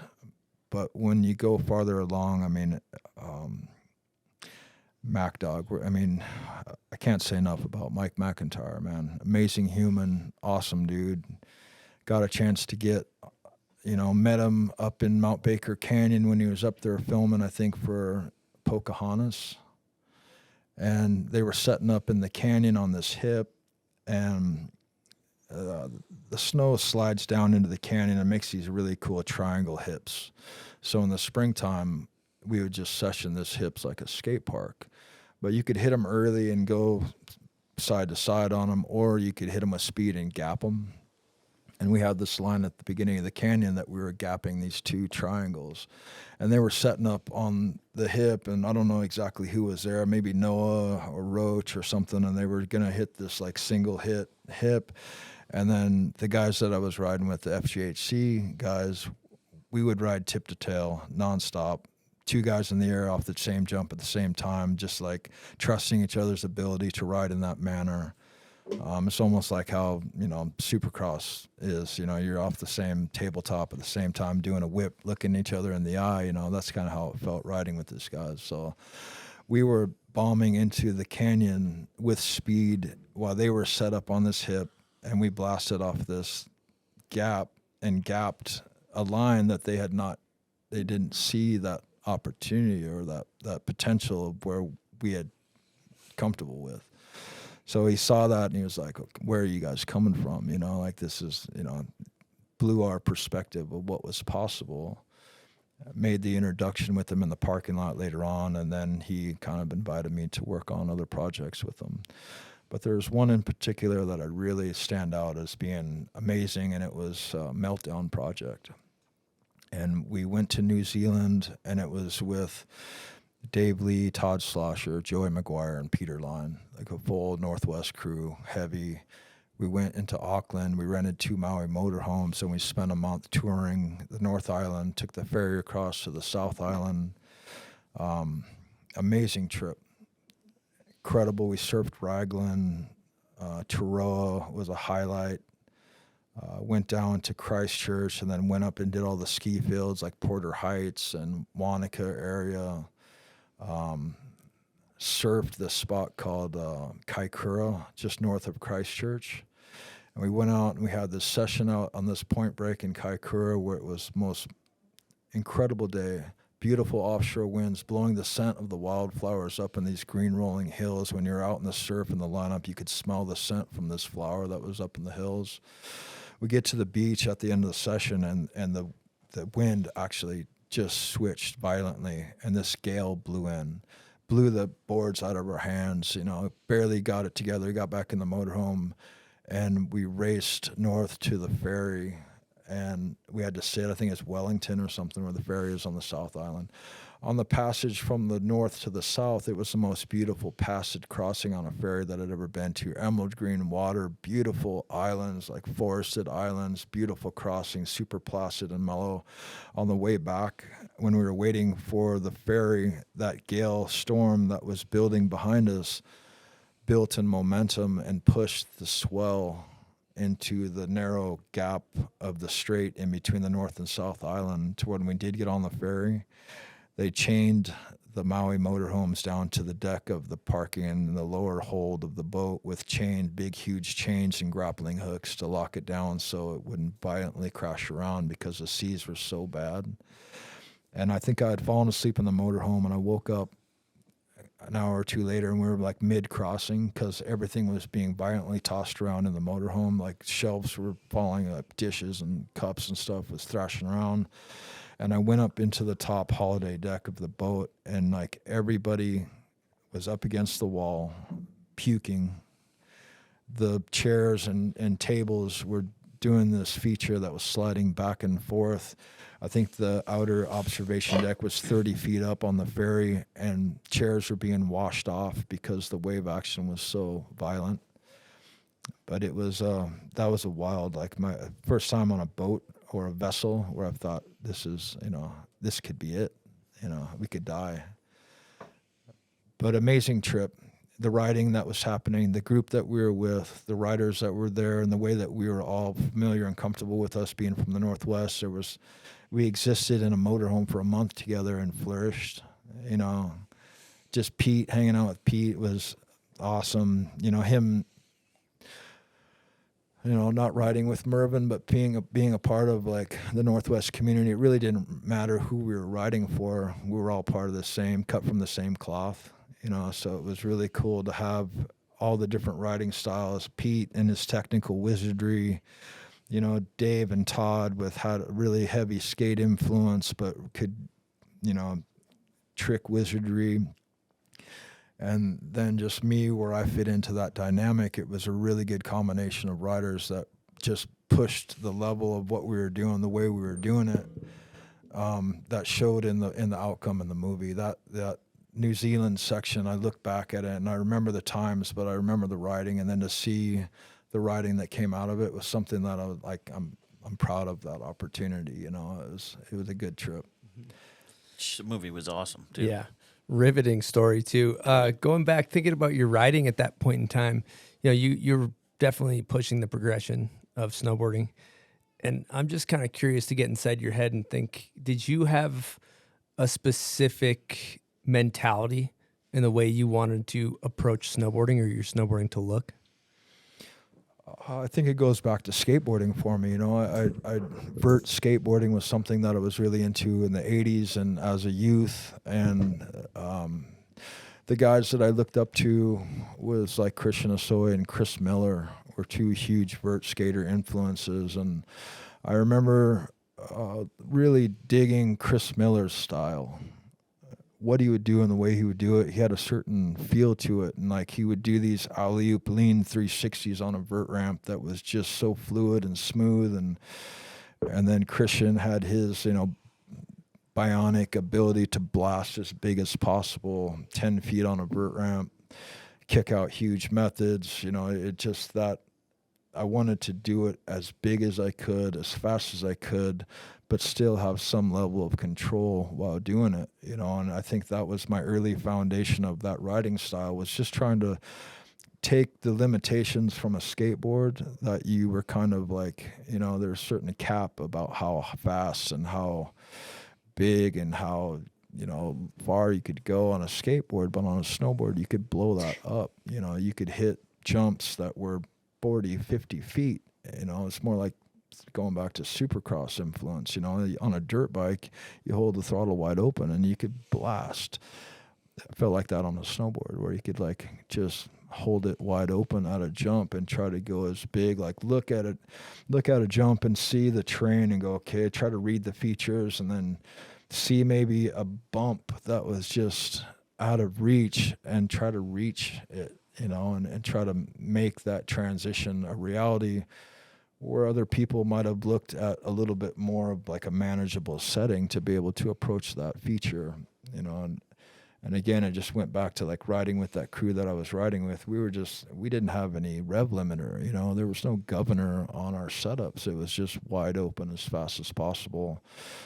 And I think, like, you know, getting a chance to develop that wild style where there might have been more crashes than landings, but then after doing it for a certain amount of time, you start landing stuff, you know, and you start figuring it out. You find out where your limitations are, and you know how far to push it past that point with still being, you know, manageable.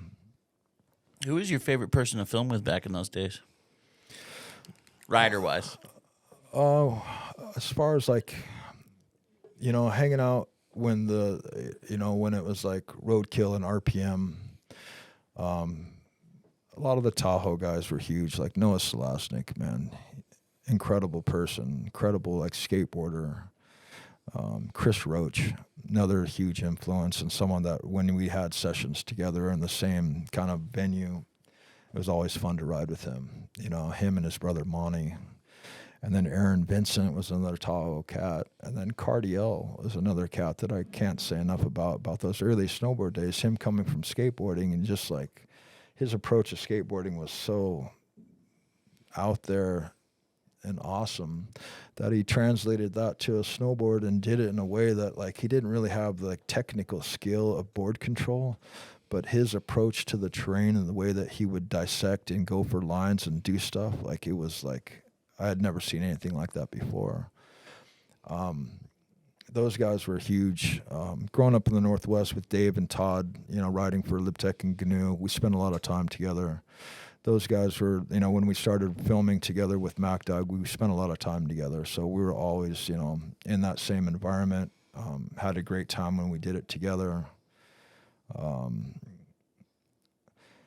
You know, and I think that those two crews of Tahoe and Washington, you know, we had a lot of like interaction. You know, those guys either coming up to Baker or Hood in the summer and getting a chance to session together.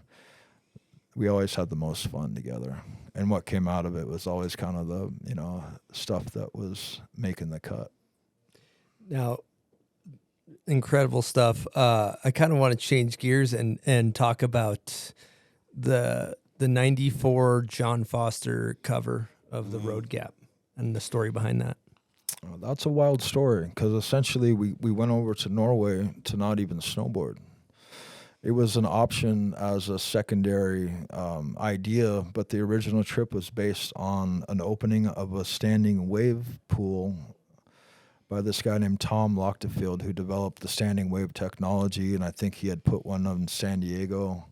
But this was his second venture, and it was in a theme park in Telemark, Norway. So he invited 3 snowboarders, 3 pro skateboarders, and 3 surf, and I think it was like Tony Hawk, Chris Miller, and I'm not sure, maybe Colin, no, maybe Omar, 3 skateboarders that was heavy. And then the surfers was Brad Gerlach and Brock Little. And then it was like myself, Peter Line, Ray Dolam, Hawken. And we go to this wave pool. I take a train, fly into Oslo, take a train to Telemark. Incredible. I remember the train ride more than anything, because they got a chance to traverse Norway from Oslo, which is on the east side, to the west side, and you go over the mountains, and you only could get into those beautiful areas unless you're on a train. So it was a way to like experience this new world of Norway on a train ride, and that was like huge. But we get to Telemark. They put us up in this cool lodge, Scandinavian lodge that looked like a troll house, and we wake up in the morning and everyone's stoked to go check out this wave pool, and they put us on the bus and they haul us to this theme park, and we get off the bus and the pool is laid out in front of us, the waves there, but none of the water is working. Like, no, the water's not flowing, the wave's not working, because they had yet to fire it up. So we all get on the sidelines of the pool and we're all kind of looking at it, just kind of like wondering what's going to happen. And then this guy, Tom, like signals the guy, like, fire up the pumps. And the pumps fire up, and this stream of water comes out from the pumps and banks the corner and goes right in front of us right before the standing wave. And it catches the pool lining and just rips the pool lining to shreds right in front of us, and just the whole thing shits the bed. No fucking wave, no all the nothing. way to Norway. All these people, all this infrastructure, all this expense to get everyone together, and this is like world-class crew of like different disciplines, snow skate, surf, and just the thing just craps out right in front of us. So then we were just like, okay, what the fuck are we gonna do now? You know, we got all these people, and then I think it was Hawken that said there's a spot called Strin. It's about 6-hour drive. You know, if you guys all brought your gear, let's go shift gears and we'll go snowboard. So I think John Foster was on that trip to document it. And I think Aaron Chang, the surf photographer, might have been there too. I mean, legends. And the whole crew was just built on these like powerhouses of people that were there for it. So at the time, I think Terrier had a Mitsubishi 3000 Bjorn Borg edition car. Thing was nuts. Went probably like 100, 200 kilometers per hour, no problem. But he's kind of, he didn't really, I don't know if he didn't like to drive, or he just was like throwing me a bone and saying that, if you want to drive, you can drive up there and I'll watch out for the speed cameras. So I get behind the wheel of this Mitsubishi, and I just we pedal down, and we make this 6-hour drive in probably 4.5 hours, just flying. We get all the way to the base of the mountain, and Terry's like, okay, we're in the mountains. I'm going to drive now. And the mountains, I mean, it's kind of a summertime glacier. So in the winter, it's like so snowed in. There's huge snowbanks. So we switch drivers. Hawken drops into the driver's seat, and he starts taking off. The second corner, he loses control and slides into a snowbank and just crumples his front right quarter. Just like blows up. Second corner. So we're like, okay, you're the mountain driver. It's cool. We make it up to the mountain. We go up there and we ride. We park next to these snowbanks, and then, it's kind of back from the cliffs in this narrow slot of this road that was like, 20, 25-foot snowbanks. We go up and ride the ski area at Strin, and there's nothing up there. We can't find a jump. We can't even find a mogul to ollie off of, and it's kind of fogged in, and the weather's shitty, and the snow is kind of marginal, and there's all these people that want to ride and do shit, but there was nothing to do on the actual ski area. So we were like, okay, scrap it. Let's go back down. So we went up to the top, and we took like this back route down that would put us right on top of where we parked the car. About 3/4 of the way down, we stop and we look, and it's like this perfect run-in to where when the snowplow had cut the road, it threw snow up and created these transitions. So when we were looking down at this perfect run-in to this perfect transition to this road gap, we were like, okay, now we got something to work with, but it was like, it's a big gap. And I think Hawken and I might have Rochambeau'd to see who went first. And we're like, okay, who's going to do it? So I win. I get to go. And I'm thinking like, okay, I got all this heavy crew behind me. I'm not just going to do a straighter. Like, what am I going to do to kind of like set the bar of, like where we were at? So I dropped in switch and did a cab 5 over it. And my mentality was that if I went switch and did a cab 5, the whole thing would be to my blind side pretty much 3/4 of the way through the jump. So if I came off switch, my back would be to the death gap feature, and then when I opened up, I'd be on the landing and everything would be cool. did a cab 5, stuck it, showed everyone that it was possible and that the potential of this session was going to be awesome. And then from then on, it was on. It was like, you know, hawking like big, you know, method to fakie, and like just Peter doing Peter off of it, and Rado like front flip. You know, it was nuts. And I think that session that happened was just like, wasn't meant to be on all different levels. Like, we were not supposed to go up and hit anything on a snowboard, and then we were up in the mountains snowboarding with no jumps, and then find this jump. John Foster was there. I think he went to his car, went down on the road to get like the gap, and I think I did that. The front 3 was like the second or third trick that I got off of it. I mean, everyone stomped their shit too. That's what I remember about that session. Is like, you get sessions, especially on a road gap, where you might overshoot it. You might have to calibrate a little bit to get it figured out. But everybody in that session had a bag of tricks, and everybody absolutely stomped every attempt off of that jump. It was like, that's what I really remember about that session, is like everyone was so on point and so frothing to get a chance to ride anything when they found it. We made the most of it, you know, and to have that be captured by a photographer of the caliber that John Foster is was like hugely special, and what an opportunity. And that image became one of my one and only covers I've ever had on a snowboard magazine, with that 94 issue of Transworld. I got you a cover in Japan. Yeah, that's right. Holy moly. Yeah. Well, dude, I love how you said Peter doing Peter. Peter's doing Peter. Peter was doing Peter. Peter is so awesome, man. But he's got such a unique approach to things that's what made him like him. You can't replicate that. You know, it's hard to go out and try to replicate anything that he does, because the way he does it is such a creative, unique approach that you just like, holy shit, you know, like, and it put him on a different level, a whole different category. Like, he had his own genre, and to be a part of that with him is like, man, what a huge opportunity. Well, and that photo is it's timeless, so iconic. It's incredible. Well, I'll tell you what, buds, we've been going for a while. We have, and I think it might be time for Name That Video Part. Ooh, this is gonna be tough.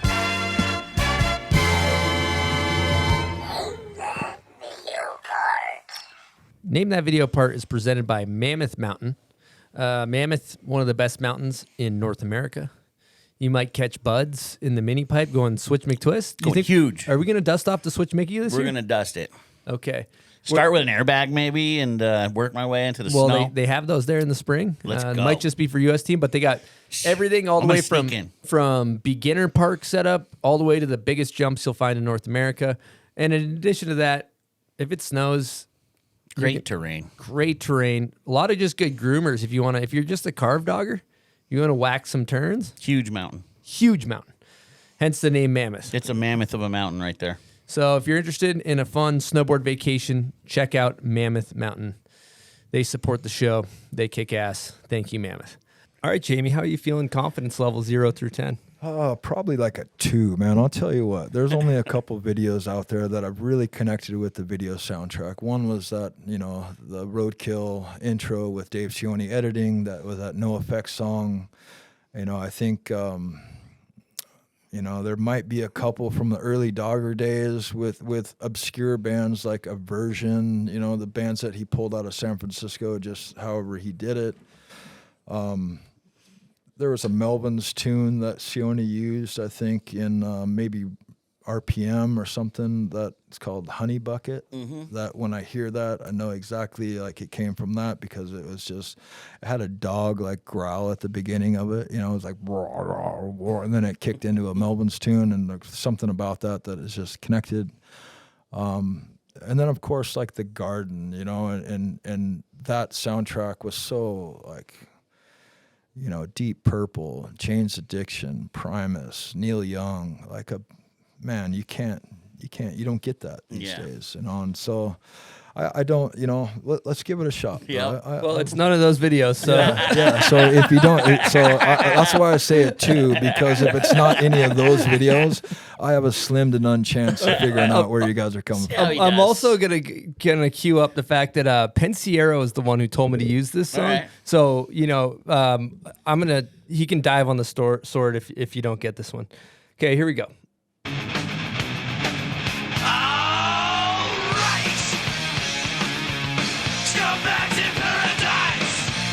Yeah. Yeah, that was a movie that it was an FG Productions called The Brotherhood. Woo! Yeah. So he got it. That was actually Jamie's part. That was we thought he might not get his own part. You know, that was a band called Portrait of Poverty, and they were a local Seattle band that grew up skateboarding and snowboarding with us, and you know, Scumbags in Paradise. And at the beginning of that movie, for the people that don't know, you're like you say this thing about talking about snowboarding, and then you kind of end with like, we're just scumbags in paradise, and then the part starts. It's awesome.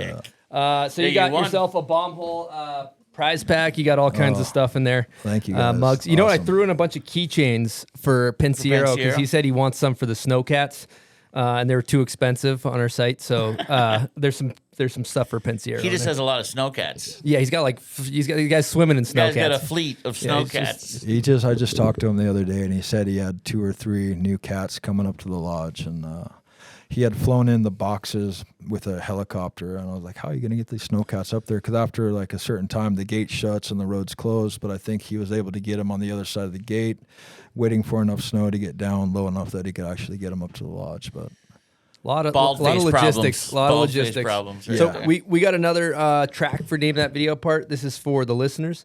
If you guys know what video part this is, comment on Instagram. I'm a photo of Jamie on the Bomb Holes Instagram when it comes out, and that's where we pick our winner. And what do you get, buds? You're gonna get a prize pack. Not gonna be anything like the one we gave. It's gonna be a very budget prize pack. Probably some stickers. Yeah, here we go.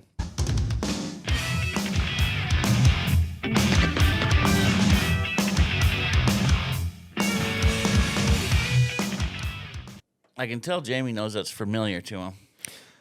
Yeah. I mean, I'm not going to give any clues, but you know.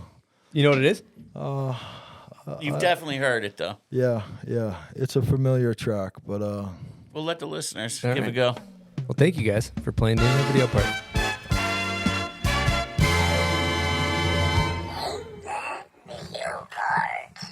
All right, while we're talking about Baldface and Pensiero, he mentioned a story to me. Actually, maybe Ken brought this story up about how when you're up at Baldface, Lewis Hamilton was up there, and you guys linked up and set up a board. And I want you to tell your perspective of that story. Yeah, what a random occurrence to have bringing a Formula One champion to a backcountry lodge, unbeknownst to everybody. I think it was a surprise. Ken brought himself and a crew up there, and it was Lewis and a bunch of his mates from the UK that he had grown up with snowboarding. They had usually done an annual trip out to Colorado, I think, and Ken kind of convinced them to try Canada and to try Baldface. So Lewis shows up. You know, I'm into Formula One, and I'm into, like, you know, motorsports, but I didn't really know exactly the scale and the scope of his dominance in that, you know, in Formula One, and how accomplished he is as a driver, how much history he has, how talented he is. So when I met him, you know, I you know, connected, like, oh yeah, Lewis Hamilton, Formula One racer, that's cool. You know, I've met a couple of people in different, you know, respected professions or communities that, you know, we're all, you know, we all just kind of developed from whatever our passion was and took it to wherever they taken it. But I didn't really, you know, connect him on the level that he had taken his profession to. But snowboarding is kind of a levels the playing field when you get into a backcountry lodge where everyone kind of checks their careers at the door, and you're just all in it on the simple fact that you want to go and have the best days you can riding the best snow in the world. And that's what Baldface has to offer. But Lewis didn't have a board, and he needed help kind of setting up a board. So I think we took him down in the demo room and helped him pick out a board. And I think he picked like a GNU, and just helping him set up his stance, you know, and get his width and his angles correct. And here I am trying to be technical in a setup for a guy that his technicality and the setup of his Formula One race car is probably like on a level of just astrophysics proportions. So it's kind of comedy that here, where, he's getting like, and he's really like a tech-oriented dude. He's, he wants to know as much as he can about what he's doing, so it'll help him enrich his experience. So we spent some time setting up his board and got him all dialed in, and he was hyped. And then we went out and rode the next day, and epic snow. Baldface is known for it, but it really produced this trip, and we had probably 3 feet of really beautiful consistency powder, bluebird skies. You could send it off of everything up there. All the terrain is line of sight. There's really no major pitfalls. The guides do an excellent job putting on terrain that you could manage, but then maximize with your riding ability. Tons of kickers, drops, hips, trees. It's got it all. But that day with Lewis and Ken, there was a stump jump in front of me, and it was a perfect like vert fly ramp kicker into a beautiful open field of powder. Dropped in and just did this like big wildcat backflip. Like, I don't know if it was laid out or if I grabbed or what, but Lewis saw that and was just like, holy shit. I need to figure that out. I need to learn backflips. So the rest of the afternoon, Lewis, every jump that he found, he would attempt a backflip. Mostly unsuccessful. And then I started thinking like, shit, I could have just inspired this person to be physically harmed by these attempts, and where he needs to go after this is way bigger than where I'm ever going to be in snowboarding, so I can't be responsible for this. But his his ability to lock onto something and not put it down until he had mastered it was showcased in that whole experience. He started where he was just like, just gainers onto his head 10, 15 times doing that. And then he, we kind of pointed him out like, hey, you need a jump that's got pop. You need to catch more air. You need to go a little bit farther to have the timing. So he did it all day in the cat and unsuccessfully. And then he got back to the lodge. And while everyone kind of went in for the après drinks and lunch or snacks or early pre-dinner routine, he stayed outside the lodge and he built a kicker off the front slab of the cat track into an open field of powder.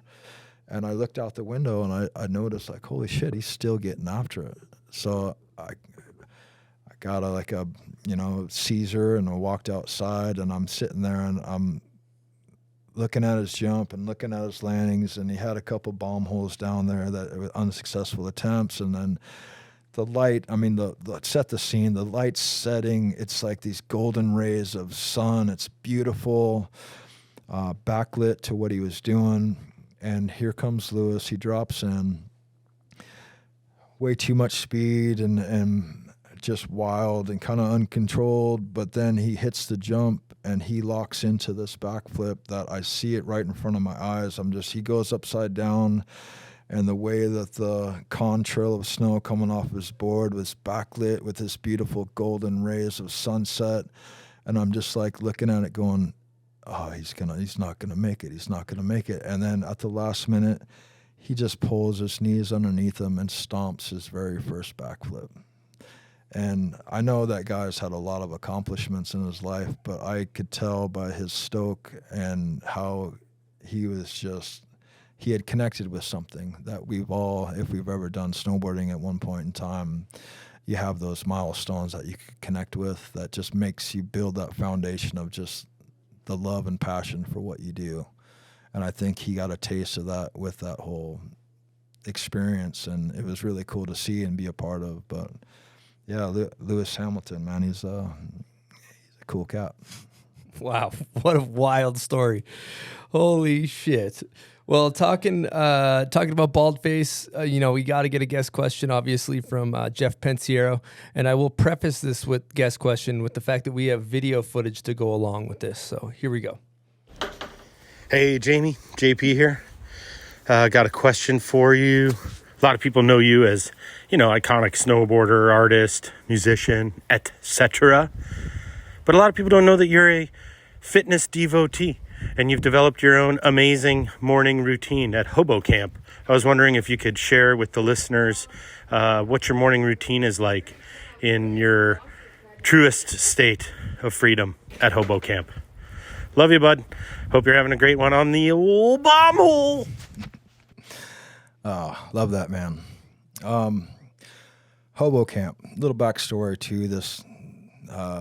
We were up in Baldface in March when the whole world shut down with COVID. We had a decision where we had a couple days before the border shut down, and we were like, okay, what are we going to do? Should we scramble, pack it up, and scramble back to the States and kind of, I have a house and property down there, or do we just stay up in Canada and ride it out? So my girl and I made the decision that we were just going to stay put, see what happened. For the first 2 weeks of shutdown, we were staying at Jeff's place where he has kind of a mother-in-law suite above his garage, a little apartment. And for the first 2 weeks, he gathered up his family. I mean, all the guests from the lodge had scrambled, and the lodge was open but outfitted with enough supplies to last, 40 guests for the next 2 weeks. So it was like a doomsday prepper's dream come true to go and hole up someplace where he had everything at his disposal. So he grabs his family and goes up to the lodge.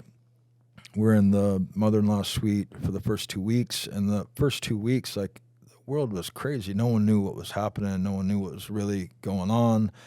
I would go into the house and I would turn on CNN and CBC and watch all the news feed and see all the death tolls and statistics and all this really negative media feed that I just was it really bummed me out. I got down and I was just almost in tears a couple mornings of going through that routine of just checking in with the rest of the world.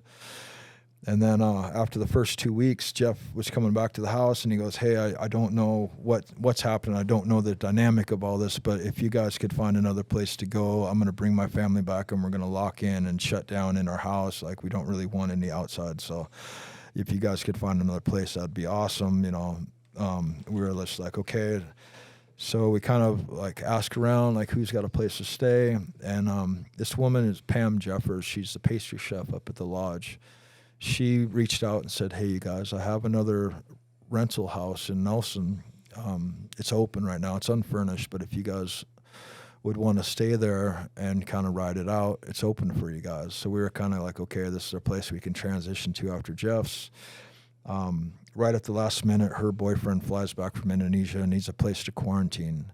So that opportunity to go to that house was then off the table. But she goes, as a consolation, I have a house across the highway. I have a little property, a little wooded area. If you guys want to set up camp and camp out there, you're more than welcome. So then it was okay, well, let's go check that out.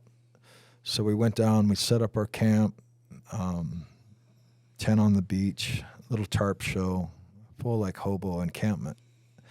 And we ended up staying down there for 140 days. We camped out there for 6 months. So once we got down there, of course we had the amenities of the house with the bathroom and we were, Pam was open. She wasn't really scared about everything. She's you're part of our family now. She brought us in and made us feel warm and welcome. But for the most part, we stayed in our little camp down on the water. It was on Kootenai Lake, had a fishing pole, had a canoe, and no TV and no radio. So you disconnected from that negative media feed that was happening everywhere that was scaring the shit out of everybody. And what we were able to do was reconnect with nature. There was no road noise. The eagles and ospreys were fighting over fishing rights on the lake right in front of us. I'd go out and fish, not catch a damn thing, and then I'd beach the canoe, and then right behind me an eagle would drop down and swoop a big old rainbow out right behind me, and I'd just be fuck, I'm doing it wrong. But we were able to exist in this little hobo encampment to where we got into our routine, and it was we'd have to make a campfire to make coffee every morning. We'd cook our dinner sometimes on the campfire. Kootenai Lake is kind of regulated by the spring runoff, and it's got a dam on it. So in the springtime, when the snow melts, it brings up the lake level. So at first we had all this beautiful real estate, sand, and then as the water level came up, it started encroaching on our living space. So where we had our tent, we couldn't have that anymore, and it was kind of wooded, really didn't have much room for it. And so Jeff offered us a heli net that they use to bring all the trash bags from the lodge. But it was this really cool nylon webbed net that I then elevated and tied down with tie-down straps to all the trees and made this like trapeze net, and then put the tent on top of this net. So when the lake level came up, we had, you know, levitation in our housing sector. And we were able to exist down there for like, you know, all the way through the spring. We got there April 1st. It was snowing on the beach and we were still catching weather to like, you know, we were gauging time upon the full moon cycles. You know, we really didn't keep track of the days. We were just like, oh, it's a full moon again. We've been here for a month. You know, like it was really, you know, the train would go by and then I could tell the time. It was either 4:30 or 7:30, depending on what day of the week it was. So we just started getting in tune and in touch with like more grounded aspect of living and being totally present, to where we weren't, you know, thinking about going anywhere. We didn't think about where we came from. Everything was right in front of us. And so we'd get into those like routines. And one of the morning routines was just like turning on Black Sabbath and starting your day with a cup of coffee and Black Sabbath. And I think there was some microdose mushrooms involved in that whole process too. I think, you know, we got turned on to someone who distributed this little micro magic, and it was like 100 milligram Cubensi dose that you could take one capsule, and you really didn't feel it, but your whole senses were elevated. You were happy, more vivid. But this energy came out of that, you know, and Deanie and I, like, it was a really good test for a relationship too, because if you're locked down with somebody in a tent for a week, sometimes it gets hard. But you do that for 6 months, and you have to really learn how to exist with one another. And through that experience, I think we flourished in our relationship because we were able to, you know, exist in that environment and really have fun with it. And part of having fun with it was certain dance routines, you know, and we just have these funky, quirky dance moves that just usually had Black Sabbath as the soundtrack, you know, and we would just like get down with each other. And sometimes it was fully clothed, sometimes it was, you know, fairly naked, and but we were in a spot where you could do that because there was nobody around. Like everybody crawled back into their holes and stayed there. So it was like, it was wide open and really a lot of fun. And I look back at it now and I think, what an awesome opportunity to take something that was so negative and such a downer for so many people and so depressing and so like, you know, everybody closed off, and it was our open opportunity just to open up, you know, and be a part of something that was fun and just our own, you know. I took all the sticks that I could find and I made this kind of like nest screen and built the fireplace area and made all these benches and just had like a little kitchenette out of some driftwood and just made it fun and just made it our own space, you know, not having roof or four walls. We had a really good time. We called it Camp Quarantine, you know. Inspiring. There was a time when a bear came into camp, and Jeff lived like 6 miles down the road at his house, and I had gotten a dirt bike, and I was on my dirt bike, and I was down at Jeff's house, and we got a call and it said, hey, there's a bear in the camp. And I'm like, oh shit. So I jump on my bike, Jeff jumps in his truck, and we haul ass back to where we were camped. And by the time we got out there, the bear's gone, you know, but he did come back and like wreak havoc on the chicken coop. And so I'd like to, there's a lot of things you're saying there, and I'm deeply inspired by a lot of the things you're saying. And talking to Blum and a lot of people you're close with, the thing that they kept referring to was Jamie is the most present person I've ever met in my life. He's the most person that lives in the present moment more than anybody I've ever met. And that, you know, that experience describes exactly what we're talking about with that. And I kind of wanted to hear you maybe elaborate on living in the present moment. And I also heard you mention last night the kind of following the power of suggestion as well. I mean, a lot of times when I've had the opportunity to travel, you know, you put yourself out there on the road, and a lot of times you really didn't have a set itinerary or a set schedule.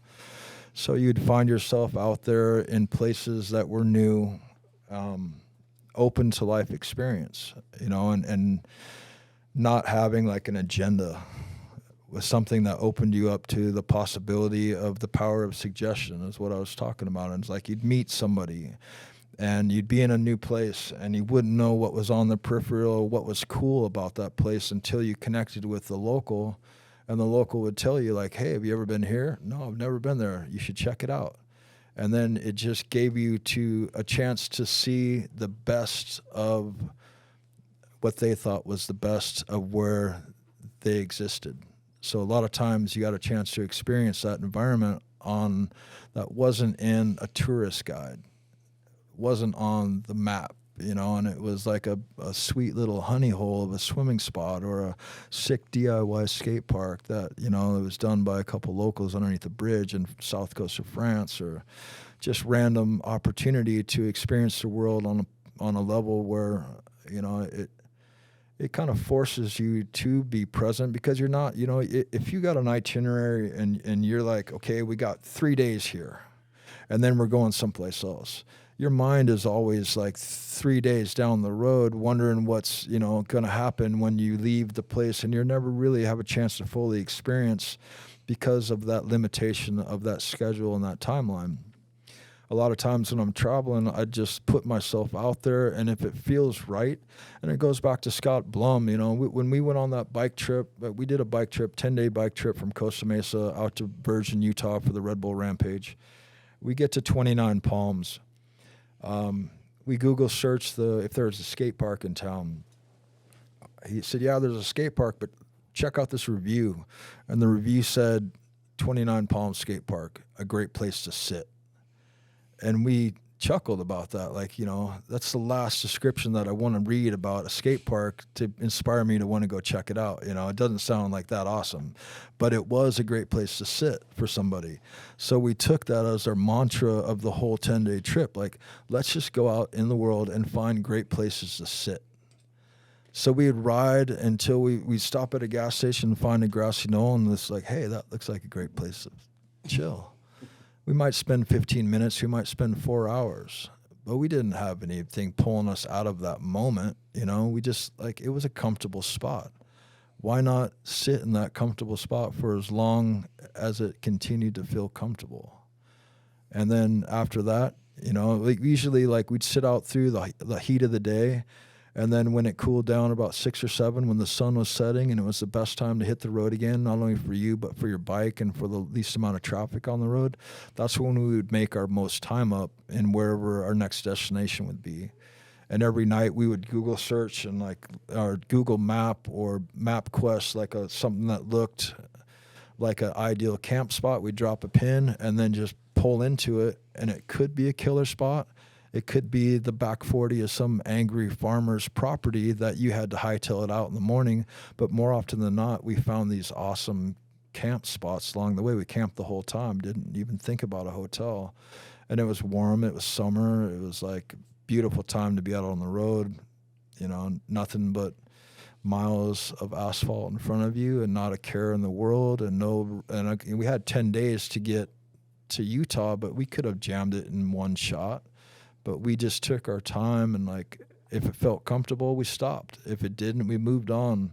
And when it was good to stop, we stopped, you know, and really explored what was there. And like, you know, had the time to park the bikes and go walk in like Joshua Tree and go like trip out on some rocks and just like sit and watch the sunset. Or so many times where I was just like, I'm watching beautiful nature and our landscape go by, and it's just like, I wish I had a camera in my brain to record all this, but I do, but I get to selfishly keep it for myself, you know. But it was so special that I was like, wow, I wish I could share this with everybody else, because it's happening right now and we're in the middle of it, you know. And that's kind of just the mentality and philosophy of what I've tried to do when I hit the road. You know, go out there with no agenda. Don't really have any preconceived notions. If you build up an expectation, then you're usually disappointed or let down because it doesn't meet that mark. So you go out into the world with just an open sense of just life taking on it as it comes, and then just make the most of it while you're there. Be present, and that's kind of how I've developed that sense of travel. It's good to be able to share it with people like Scotty Blum. I take it you stay off the phone a lot then? Yeah, I mean, there's not, in not having a girlfriend or someone that you had to check in with, I think Deanie and I maybe had been connecting and starting to develop a relationship, but she kind of knows when I'm on the road that I'm not the best, at communicating and checking in. All of a sudden, it's usually when you hear from me, there's a problem, So if you don't hear from me, things are all good. So a lot of times if I keep that dynamic and just be able to, you use your phone for your directions and, the tool that you need to get down the road, but that's going to be your biggest thing that's going to pull you out of being present in that experience is like, I got to get to a spot that I could call my chick, or I got to check in with work, or I got to let them know that I made it here. And then you're just like, you're always thinking outside of the moment, trying to, I think it's just, I think about it being like complete selfishness, but there's a good selfishness that comes because you're allowing yourself to absorb the experience in a way that's really truly for you and not anybody else. We happen to have Scott Blum in studio right now, the man himself. How we doing, Blum? Doing well. We were just talking some motorcycle stories. I was enamored with Jamie's storytelling. And, I was wondering, you told a couple stories last night in the garage about maybe waking up somewhere and didn't know where you were when you went in. And maybe cue up a story about you guys getting into a sticky situation with riding motorcycles. I think we were at what was it called? The London Bridge? Yeah, Lake Havasu. Yeah. And just the skate park there, Lake Havasu, is pretty sick. We got there late at night. It had lights on it, so we skated for a couple hours. And then we didn't really know where we were going to camp. So we kind of looked down this little lane of dirt, looked like a kind of a isolated lighthouse zone. So we're like, let's just go try to cradle in there and set up camp and see if we could make it through the night without getting run off or busted for camping where we weren't supposed to. Do you remember it started pouring rain? Yeah. So we lined the motorcycles up next to each other. We kind of make like a tarp, strap tarps over the motorcycles, use like my tent to make this little shelter. We kind of just hunker down at night and we're like watching Netflix and just chilling, pass out. And then we wake up to like the sound of remote controlled jet boats. It's like gas-powered remote control boats. Super loud. As shit. Yeah, two-stroke motors. Yeah. They have two-stroke motors? Yeah. But I remember popping our heads out, and it's like a Sunday at the park. Beautiful sunny day. Families walking around everywhere. People are like, oh, great day at the lake. We're just like, oh, shit, stinking. Yeah, right on Front Street. We woke up on Front Street. We thought it was a back little, like, sneaky little spot. We ended up being, like, right in the midst of just a Lake Havasu summer scene. Remote control boats, people walking the beach, boats, like, right in front of us, probably, like, 10, 15 feet from where our camp setup was. It was, like... When you pulled in, there was nobody around. Oh, this is a remote location. This is mellow. No one's going to see us here. We thought we could pull We'd off. find the campsites on, like, Google Earth at night. We'd ride until... like through sunset's the best time. It's beautiful. Gets dark and we'd like try to find a place to sleep for the night and we're like, oh, this looks good. Like right on the water, nice little like grassy area by the lighthouse. Kind of backfired a little bit. Yeah. I mean, after like a 2-week road trip, that was like one or two times where it really, we were like, what the fuck were we doing here? This is a bad call. But the other, 80%, 85% of the time, we found these magical little locations where the spot after that, we found this like horse corral thing that was, I think it was I-40 that goes from like Williams to Gallup, New Mexico, and then from Gallup into the Grand Canyon. And, yeah, I think was it New Mexico? No. Arizona, maybe? Yeah, Gallup, Arizona, out or somewhere around there. So we ended up going, and we're like, oh, this is cool, but there was old highway, Route 66, and it's like this offshoot spur, and we're like, we could hit I-40 and jam. Let's check out this like side bus route. And we looked to Google Earth, found this spot, go up, drive up this dirt road into like this wooded horse corral that was in the middle of nowhere. It was dark, it was starting to sprinkle. We set up our tarps, I had a hammock, he had a tent, set up our shop, built a little fire, and then this like thunder and lightning storm came in, and we watched this lightning show happen all around us, coming off of Lake Havasu, these big thunder and like lightning clouds. And then it was just like this amazing, amazing lightning show. And then woke up in the morning, packed up, and like hit this Route 66 route. That was like one of those highlights of the trip where you're just like, wow, so stoked we took this side bus. Really provided like one of the best visuals of the whole trip. That usually we would have just like, you know, we need to make time. Let's just go point A to point B. But we didn't have we had nothing but time, so we were like, let's check it out, and it like paid off big time. Route 66 is like a famous travel route, right? Yeah. And then what about the story about him going MacGyver on him? Like when you lost the bolt and he Oh, I think that was where Sit Tour started. Maybe we're in 29 Palms. We're always looking for skate parks. It's kind of the best place to relax, take a break, roll around. It's where you want to hang. So one skate park review says this is a really good place to sit. It's like a terrible skate park, but a great place to sit. So that struck a chord right away, and we're like, sick, let's chill. Yeah. Did lose a bolt on the motorcycle, and I think it's a crucial part, but you took a bolt off of like a barbed wire fence. He MacGyvered it. Off of a fence. And there was something about the universe provides or something. What was the there's parts everywhere. Parts everywhere. Yeah, I mean, a trip is just a trip until something goes south, and then the real adventure begins, you know? So a breakdown or a mechanical failure on the road is almost like an opportunity to truly get an experience out of it, you know? Like anybody can go from point A to point B, smooth, get there, you're done.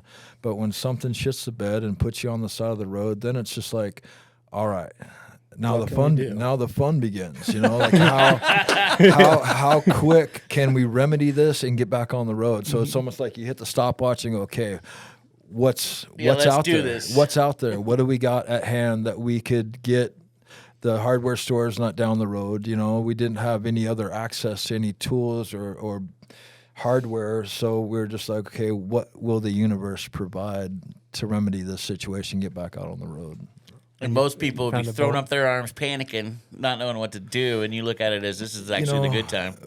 We never called AAA. Let's just put it that way. We didn't. Love that. I remember we just paced around for a little while, and we're like, what can we do? Yeah, you just go kind of like just check out your environment and your peripheral and see where you could possibly cannibalize or scavenge any kind of parts available parts resource. You know.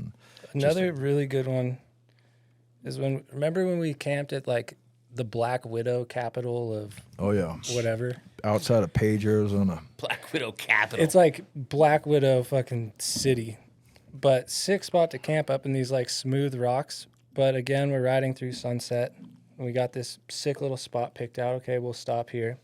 It gets dark, and we just bury the bikes in the sand. Yeah, like the original spot we went to was kind of like. It's kind of a bust. No trespassing signs. It was more like a tourist destination that this native reservation, Navajo, had set up to like it was a really deep death box canyon. And I thought, oh, cool, we'll get down in this canyon or we'll be on top of this canyon. It would be a sick spot to camp. But when we pulled up there at night, it was gated and kind of like we could have hiked in, but then in the morning we could again been on Front Street where been run off by the reservation cats going, hey, it costs $20 to come and visit it during the day, but you guys have snuck in and camped, it would have been a bust. So I noticed like this little rock outcropping a couple miles back down the road. So let's go check out this other spot. We ride down the road. It's kind of like a rocky bump, hard pack. I ride up on my bike and I get down into the other side. I'm kind of committed, and where I go down, I hit sand and I just auger up to the axles. Totally stuck where I could get off the bike, not put the kickstand down, and the bike would stay upright. So we were just like, okay, I guess this is where we're going to be camping for the night. I guess we're parking it. Yeah. And then we found this cool mushroom rock, like this really cool outcropping of like this sandstone rock, and had kind of a flat plateau on top of it. Had some like barriers with rock that we could build a fire up against it. We got a bunch of sage and built this fire, and just had this like, there was a full moon and like the clouds with the full moon. It was just incredible. The sage smoke was like this beautiful scent. I found a stretch for the hammock. He had his like, I don't know if you were in the tent or just slept outside. But then we woke up in the morning and looked around where we had camped, and it was seriously like a black widow habitat. Huge black widows. Huge. We go sneaking in these little like crack crevasses back down towards the bike, and we're just finding huge black widows. Massive black widows. Like when we were just like, shouldering up to them in the middle of the night. Cuddling with them all night. But then the real, the story was the departure from that, because we had still augered in the bike, and we still needed to get the bike out of there. And I was on kind of a full-size Dyna. Scotty's on a Sportster. It's a little bit lighter, and he could have buoyancy or flotation on top of the sand. So he was able to like, push and get out of it. But I was like up to my axles. So I was like, fuck, how am I going to get out of here? It's probably like 50, 60 yards to the road. So I start gathering rocks to make my own rock cobblestone path, and built pretty much kind of this makeshift sidewalk. I swear it took like an hour. Yeah, to make this road. It wasn't easy. It was like manual labor to build this like cobblestone brickwork, to then lift the bike out of it onto like a small flat flagstone pad. And I had like one shot to like drop the clutch and hold it wide open and pretty much leapfrog from rock to rock to stay out of the sand, because if I would have went off, it would have been done. And poor Scott, he gives me the push, and then I just throttle it, and I know I probably just showered him with just rocks, pelted with rocks and sand, but we made it out, and it was like, it was already the best day ever, because we just like conquered. Yeah, made a little cobblestone. We did it. You start the day off on the best foot, because it was like you were in a predicament that you successfully navigated, and you're able to pull it off, and then you're back on the road, and then it was like gravy. And I think we hit Page up into southern Utah. That was an awesome trip. We were going to the Red Bull Rampage in Virgin, Utah, but the route that we took, we went up into Kanab, southern Utah, all the way to Bryce Canyon. But before that, remember when we slept in the Grand Canyon? Yeah. Yeah, we stopped in the Grand Canyon, catch a sunset. We raced to get there before sunset, and the last road to the Grand Canyon was like amazing sunset. And then we get there right as the sun dips, and we lose the light. We caught like 15 minutes of it. Awesome. But then it was like October, pretty late in early fall, pretty late into fall.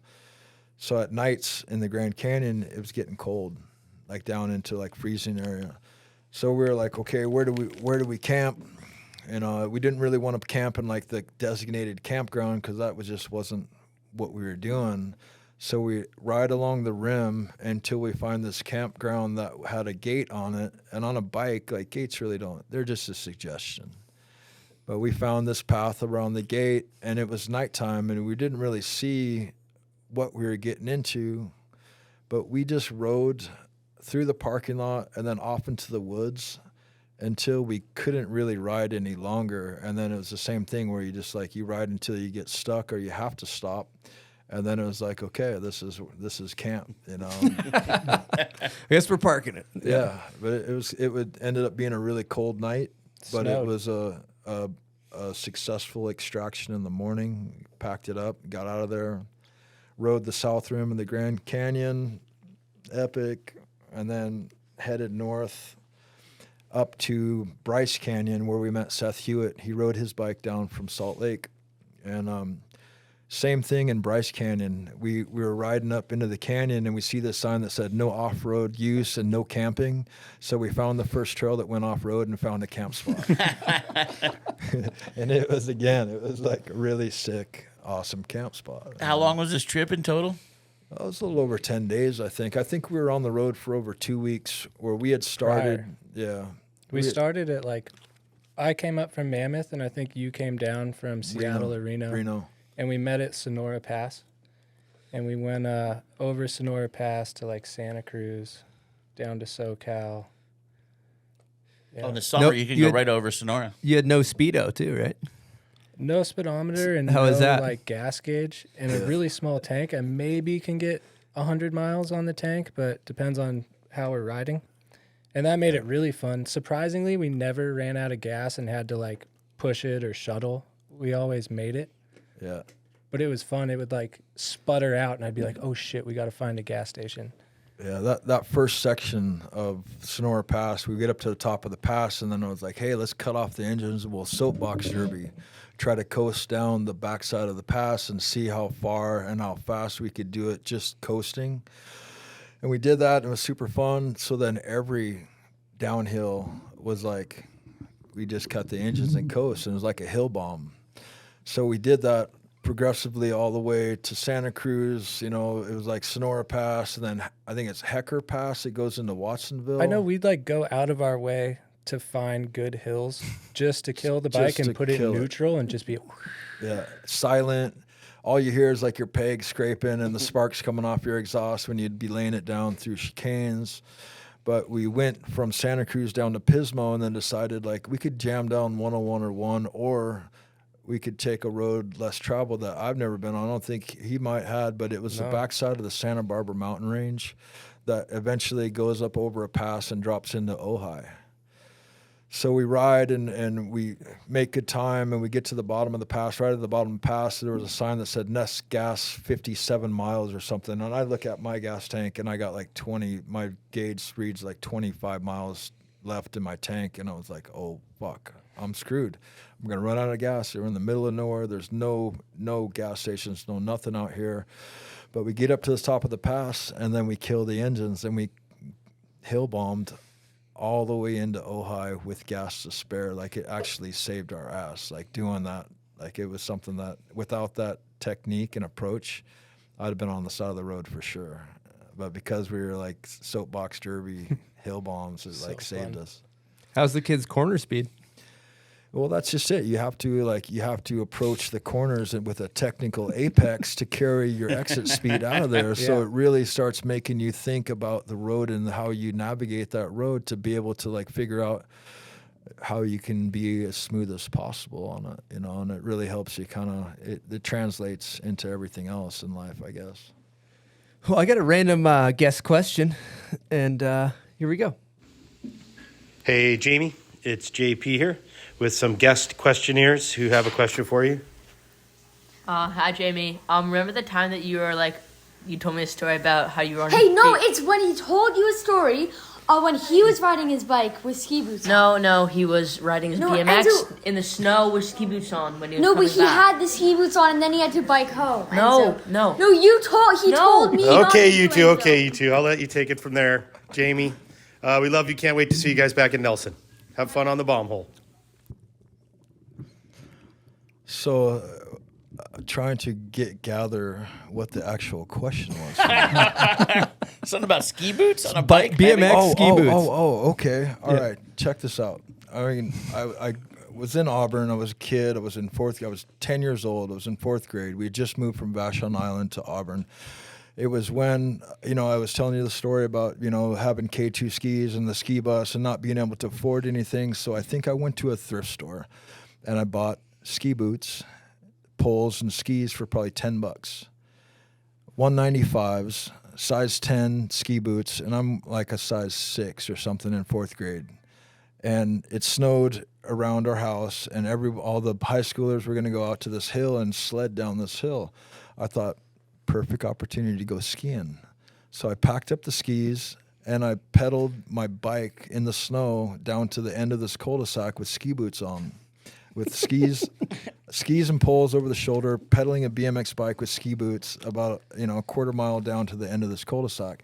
Park the bike in the snow, hike down there with these, older neighborhood kids. We get to the top of this Powerline hill. I mean, it had only snowed probably like 15, 16 inches, but there's grass clumps sticking out.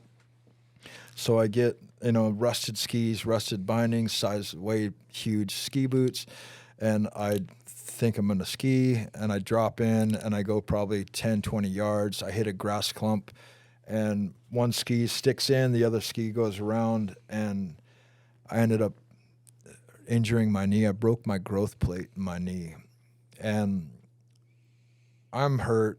I can't really walk. I'm about a half mile from where my bike was, and another quarter mile to my house, and I'm with these high school kids that are telling me, you're 10, rub some dirt on it, you're fine, walk it off. So I think I walked with ski boots with a broken knee all the way to my BMX bike, and then got on my BMX bike and tried to pedal with ski boots, made it as far as like halfway, found a neighbor, went in the neighbor's house and was like, I gotta call my mom. I'm hurt. I can't make it. And my mom, before I left, said, hey, we don't have a snow car. So if you don't call me to come pick you up, because I can't drive in the snow. So I call my mom and I'm like, Mom, you gotta come pick me up. And she's like, no way. No way. I told you it's too treacherous. You're gonna have to walk back. And I'm like, I'm hurt. I got ski boots on. She's like, I don't care, I told you. So I ended up walking through like a farmer's neighbor's field in ski boots in like 16 inches of snow, quarter mile back to my house after pedaling my bike almost like a half mile, hiking from this Powerline hill. I go straight into my house and I go to sleep at like 4 o'clock in the afternoon, and I wake up at like 2:30 in the morning and my knee is the size of a freaking basketball, and it was fucked. Broken growth plate. They were concerned that if the growth plate didn't heal correctly that I'd have to wear like a lift kit on my left foot.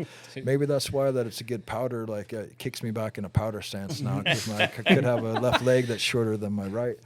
Yeah. But I was in a plaster cast from my hip to my toes for almost 6 months. Holy shit. You were 10? Yeah, I was 10 years old. Your mom would come pick you up. Fourth grade. Tough love right there. I mean, it was like she told you. She had like a really bad. Yeah, the snow. It was like a Citation that was front wheel drive with like summer tires on it. She just didn't want to drive in it, and I see where she was coming from, but she really felt bad. Yeah, like when she probably didn't think you were actually hurt. When it came down to it, like she probably felt like shit that she didn't come and pick me up. But I was, 10 years old. It's like fuck. But, going back to what we were talking about earlier with your guys' road trip, there's something really special about traveling with not a whole bunch of stuff. Like when you guys go out on your motorcycle rides, there's not like, you don't have all these like bags with tons of shit, right? I kind of wanted you guys to maybe elaborate on the beauty of kind of, I guess, minimalist travel and that you don't need much. I mean, I think that's where the hammock living came into play. It's like realizing that you could pack up a hammock and have a tarp for some coverage if you got weather, and that hammock packed up so small that you could find a hammock stretch pretty much anywhere and make do, and scaling down your whole existence that would fit in either side of your saddlebags. There's something to that, to where you're not cluttered down and being drugged down by dragging a bunch of shit around. So, a lot of times when you didn't pack enough, you get creative.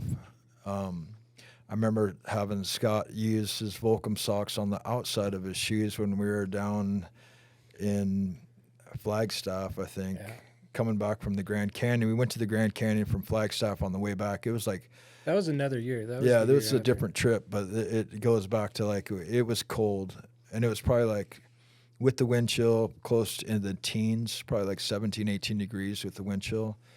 And we stopped at a gas station, and we were just like trying to put on all of our layers, but we didn't have enough, and it was like we still had 30 miles to go.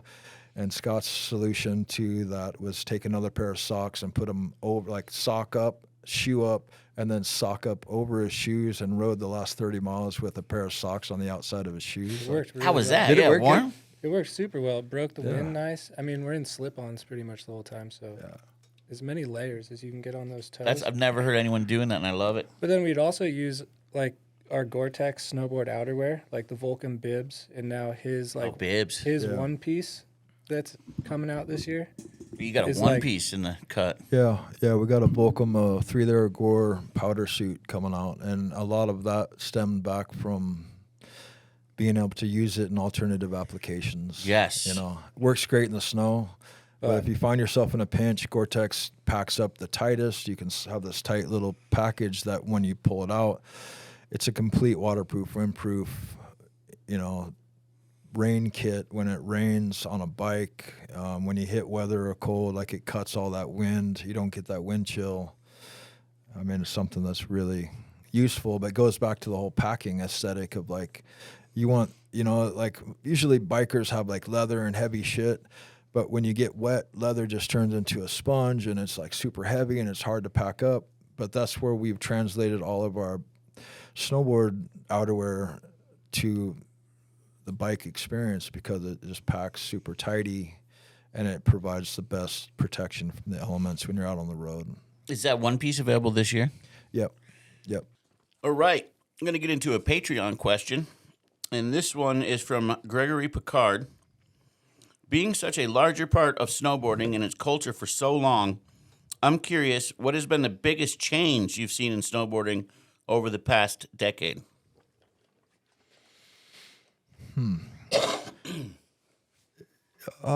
You know, I think the biggest thing that I've noticed in snowboarding in the community is like parents getting their children into snowboarding with the mindset and goal that they're going to train them into being the next Shaun White, you know, and having that goal from the beginning inception, as soon as they could walk and get on a snowboard, that they were going to be able to develop this little human into a world-class Olympic, you know, athlete and going for the gold. And that's the biggest thing that I realized, like, wow, it's really evolved to where we were fighting, scrapping tooth and nail for any kind of toehold on the mountain, fighting for the chance to have certain ski areas allow us to even do what we wanted to do. And now it just seems like it's so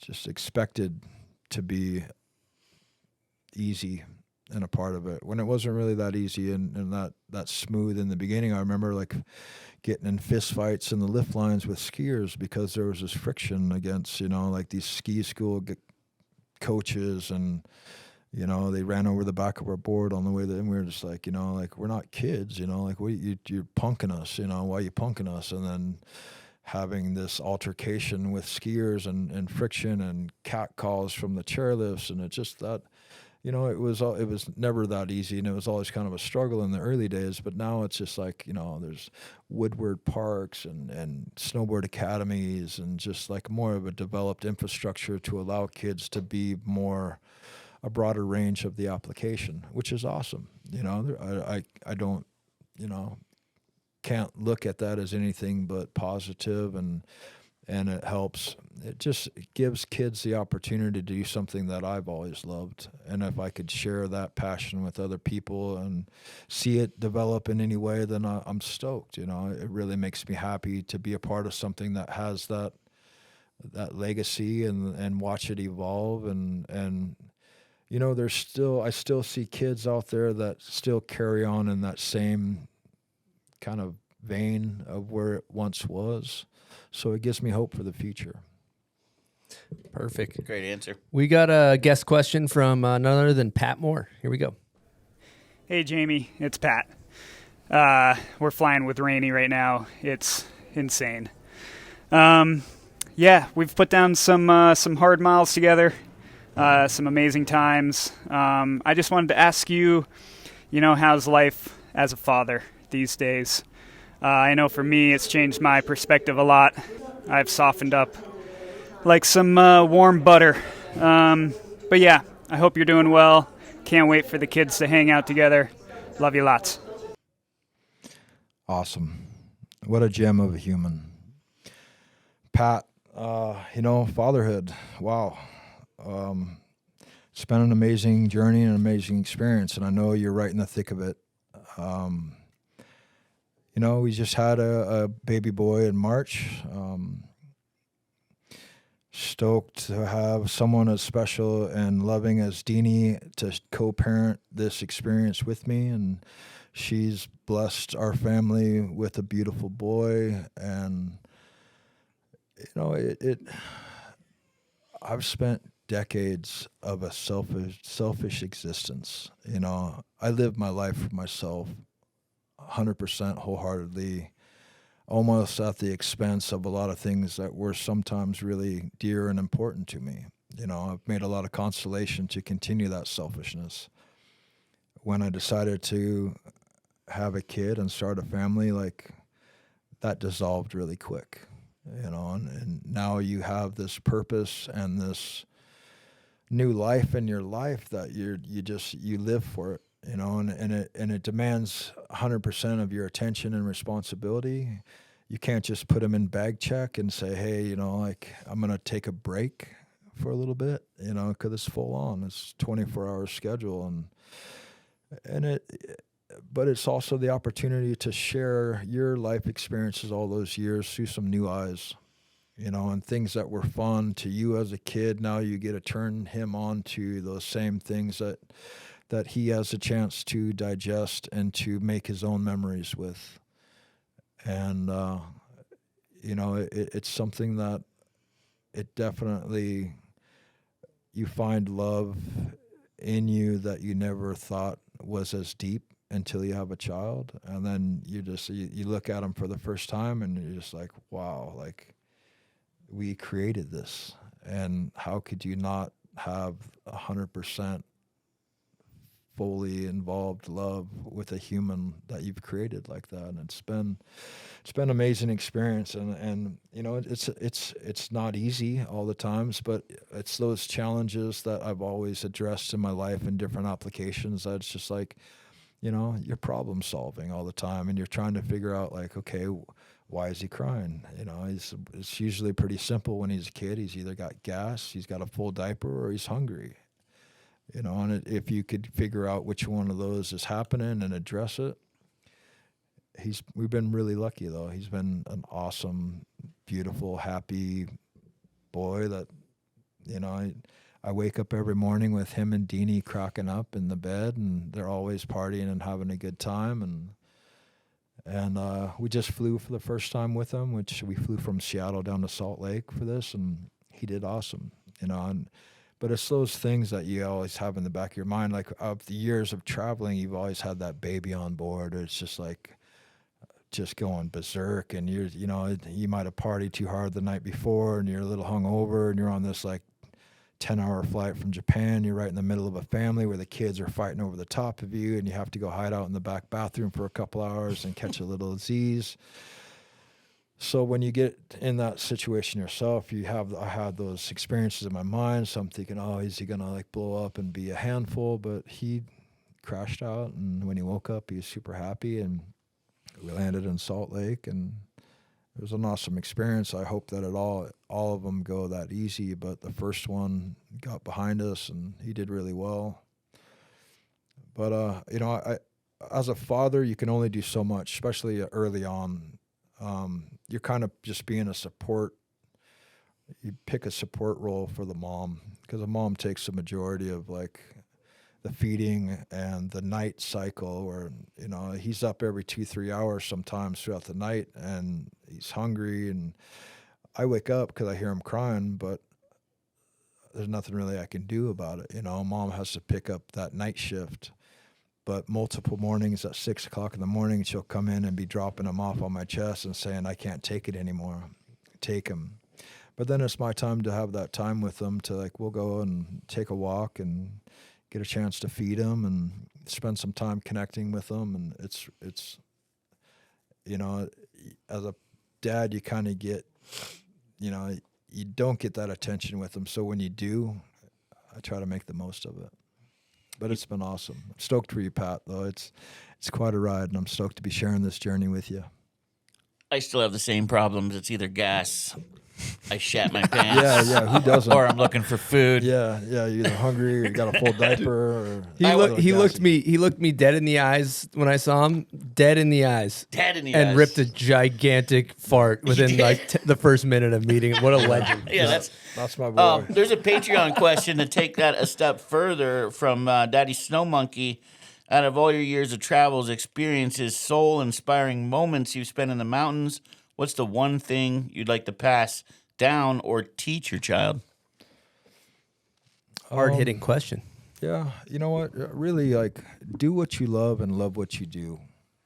Whatever that is, you know, if he wants to snowboard, support that. And if he wants to ski or do whatever it is, you know, I want to be a positive, like, support, you know, his pit crew, whatever it is, you know, and really, you know, just provide opportunity, like, because I know, like, I want to be I want to still do the things that I love and show him that I really enjoy what I do, and hopefully he'll pick up on that feeling and emotion of what I'm into and want to do it with me. That's all I could ask for, you know, and whatever it is, if it's traveling or snowboarding, skateboarding, riding bikes or dirt bikes or, you know, just whatever it is, like, just continue to have fun doing what I'm doing, and then hopefully he'll be able to connect with it in a way that he wants to do it with me, you know, and I know that only lasts for so long until they turn into like little shits and that phase. Yeah, they're driving cars and they got girlfriends and they're out of the house. So I'm going to try to make as much of the chance that I have now to do that with them and try to be that support role. And, you know, and I can only hope that he wants to be there along the way.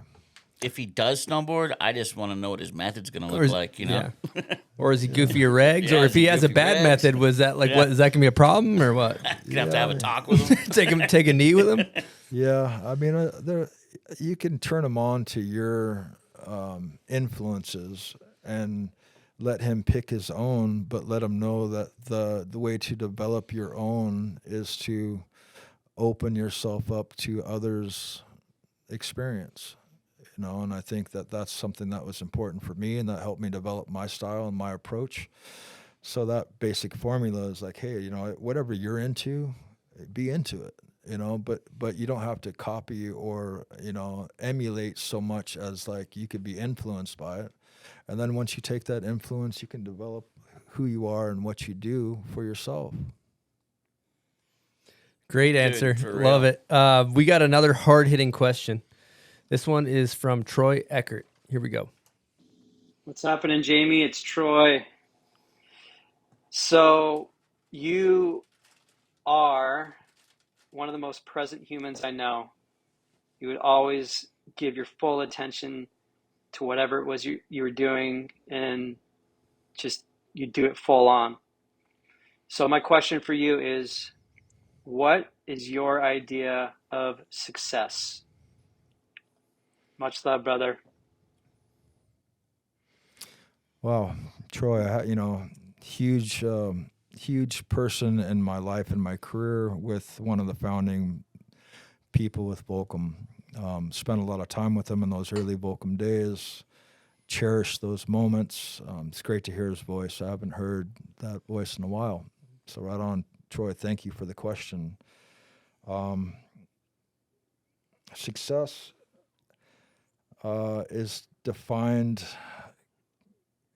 the ability to wake up in the morning and be happy with where you're at and what you've become, you know, and it doesn't necessarily mean that you're sitting in the nicest house with the biggest bank account, you know, because that's never really been the case, but just if you are in a position to continue to do what you love to do, and I think that's a successful position to be in life, you know, and you know, I don't have anybody telling me what to do, when to do it, and how to do it. You know, so that's a win for me that I'm still able to be a part of something that I've been a part of for over 35 years and still call my own shots, you know, and do it when I want to and not because I have to, and not be forced into something that your heart's not into, like to go into something wholeheartedly and flourish with it and continue to have that opportunity. To me, that's a success in life.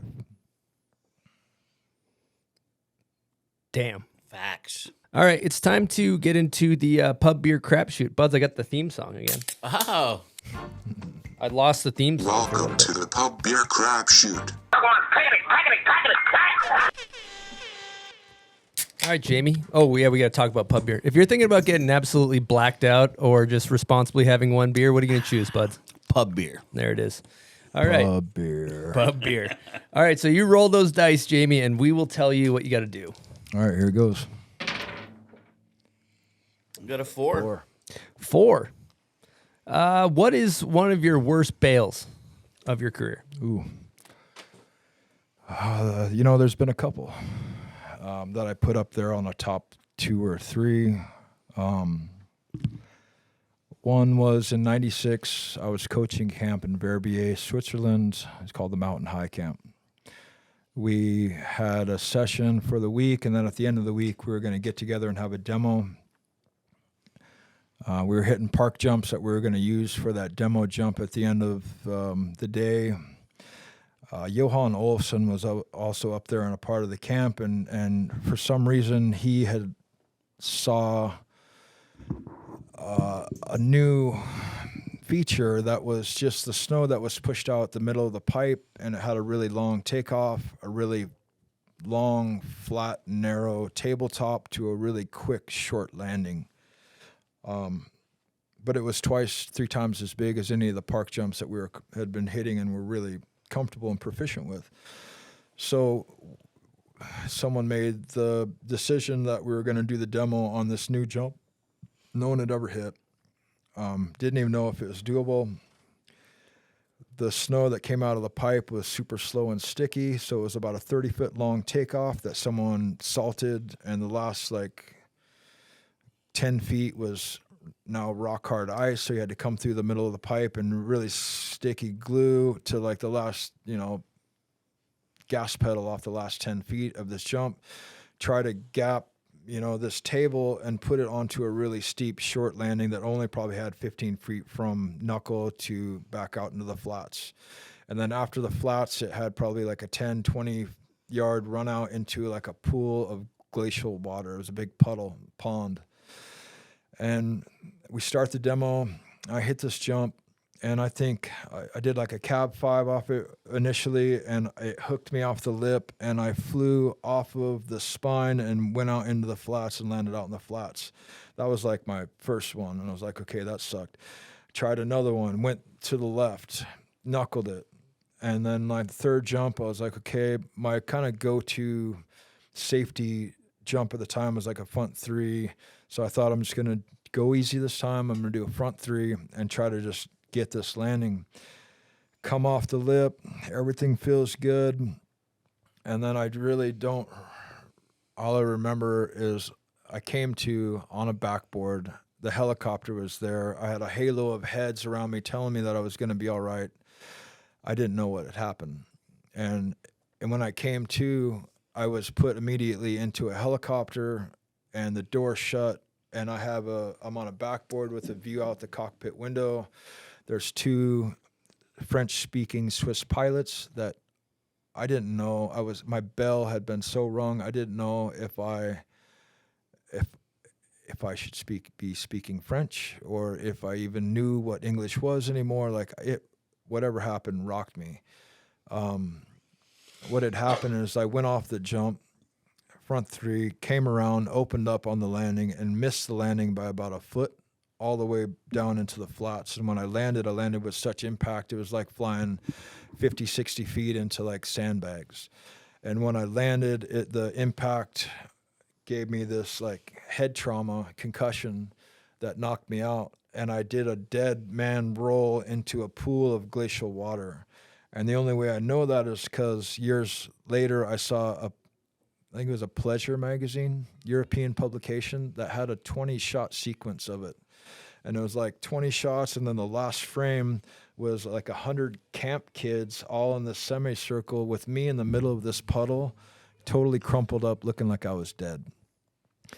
So I'm in the helicopter, and they have to fly me from Verbier up on the glacier all the way down to the closest hospital. It's in St. Bernard. I remember being conscious enough when I came into St. Bernard. I had this beautiful aerial view of this beautiful Swiss village, 2 castles on opposing peaks, and then landed on the rooftop of the hospital. They transferred me into my room. I got, x-rays and stuff, but I get then admitted to a room where I'm in a room with this guy that had been in a really bad motorcycle accident. He was in a full body cast, completely armed, neck, brace, halo, arms out, suspended, couldn't move his head. And I was so freaking hungry. I hadn't ate all day. And this guy had like this gift basket next to him on the like side bed, and it had like a bunch of Toblerone chocolates. So I spent the next 2 hours. It took 4 hours for the guys to come off the glacier and come down and meet me at the hospital. But for a long time, I was so out of it, I didn't even know where I was at or what I was doing. And I was knocked out long enough, like I was totally blacked out unconscious long enough for them to call the helicopter. And however long it took from wherever the heli base was to come up to the glacier, that's when I regained consciousness. So that's how long I was out originally. But I remember, like, if there's anything that I'd go to hell for, was stealing this guy's Toblerone chocolates, because I would just sneak over and like try to be so quiet. He had no idea. Just like try to chew it silently. Like it was. Those so are all cool. that guy had, man. Is those chocolates. Yeah. And I was like, man, you're in a full body cast. You're probably like eating through a tube right now. You probably can't even eat them. Yeah, it's the last thing you'd probably be able to navigate is opening up this Toblerone chocolates. You won't be missing. Yeah, he's not gonna miss them. Holy shit, that's good. That is good stuff. Okay. All right, we're going to get into a staple. It's called Hot Takes. We just ripped through a couple quick questions here. First one we always start with is the GOAT, the greatest of all time. Oftentimes we call the Michael Jordan of snowboarding, both male and female, in your opinion. Who you got?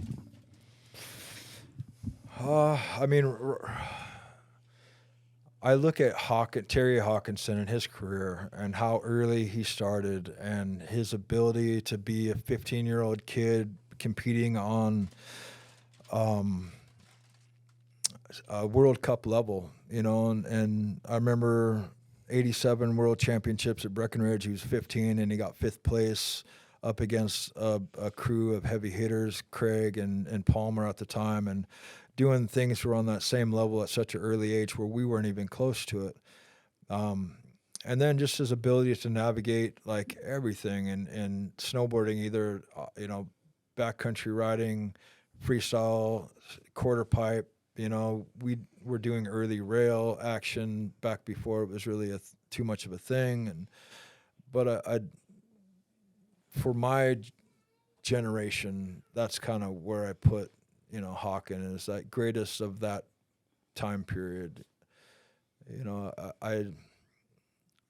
There's other riders that, I look at and that I don't really, it's hard to pick just one. There's a handful of guys out here, the greatest of all time. The only one that's had the longevity and the accolades and the contest placings, the video parts, like everything from a broad spectrum of application. Terry Hawkinson. Okay, and then female as well. Barrett Christie. Great answer. She is an amazing human and an incredible snowboarder, and she's done the same thing, like so many different things on so many different levels. If it's filming and free riding, if it's hitting a session kicker with the boys, she's right up in there in the mix. Olympian, it's just like huge accolades for one person that's had a career span so many decades. Like definitely, Barrett. Okay, who's the most underrated in your opinion? Underrated.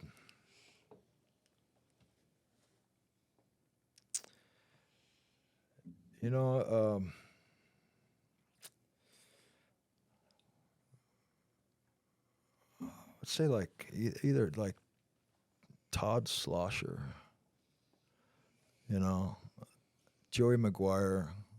Those guys are incredible humans, incredible snowboarders, but always kind of had, at that time, there were so many other things going on, especially from the Northwest with like Peter, Dave Lee, myself. It was just hard to exist, I think, and really have the ability to stand out in their abilities because there was so much happening in that part of the world. Yeah.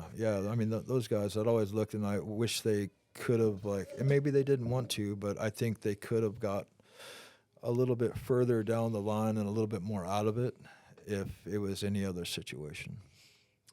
Okay. This is a very stupid question, but steel as in rails or powder?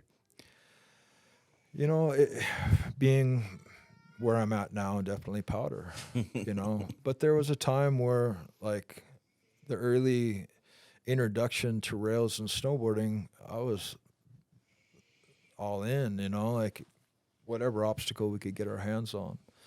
The early super park sessions in Tahoe with those rails, you know, like 270 board slides on a rail was something that I always dreamt of doing on a skateboard, you know. So having that skate background and like rails were a huge part of skateboarding in my generation, and then having the chance to kind of connect and start that genre in snowboarding, you know, and it's something that I wish that, you know, as your youth dissolves and age progresses, that's kind of the least of where your focus is going to be, is trying to get down on a rail and do it proper. Huge respect for the people that have taken that and excelled in it and set a new standard for it. You know, I really enjoy it, but right now and where I'm at, it's definitely powder up in the Kootenays. Sidebar, though, I don't know if we talked about this, but you're the first person to do a front 270 on a rail in snowboarding? I'm not sure, but you know, it was something that it was an evolution of like doing lean method front threes, you know, and just doing those so much in front, you know, ollie front threes. And there was this rock ledge that melted away where it was kind of a step up to this granite ledge, and I would do front threes over it, but then I just decided like you could catch your edge and board slide this on like a 270 board slide. And then I took it to Tahoe, and we were up at Squaw, and there was kind of another like bench curb rock thing off the side of the cat track where you could kind of jam off of a little snowbank and do like smack it and do board slides off of there, and then started getting those down. And then we did that super park. It was either one or two. I think it was the second super park ever.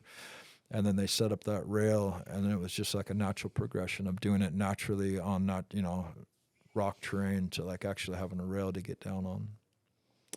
Okay. Best style ever. Who you got? Oh, man. You know, it's a mix between Nico Mueller and Gigi Ruff. Nice. I'd give top honors to both those cats.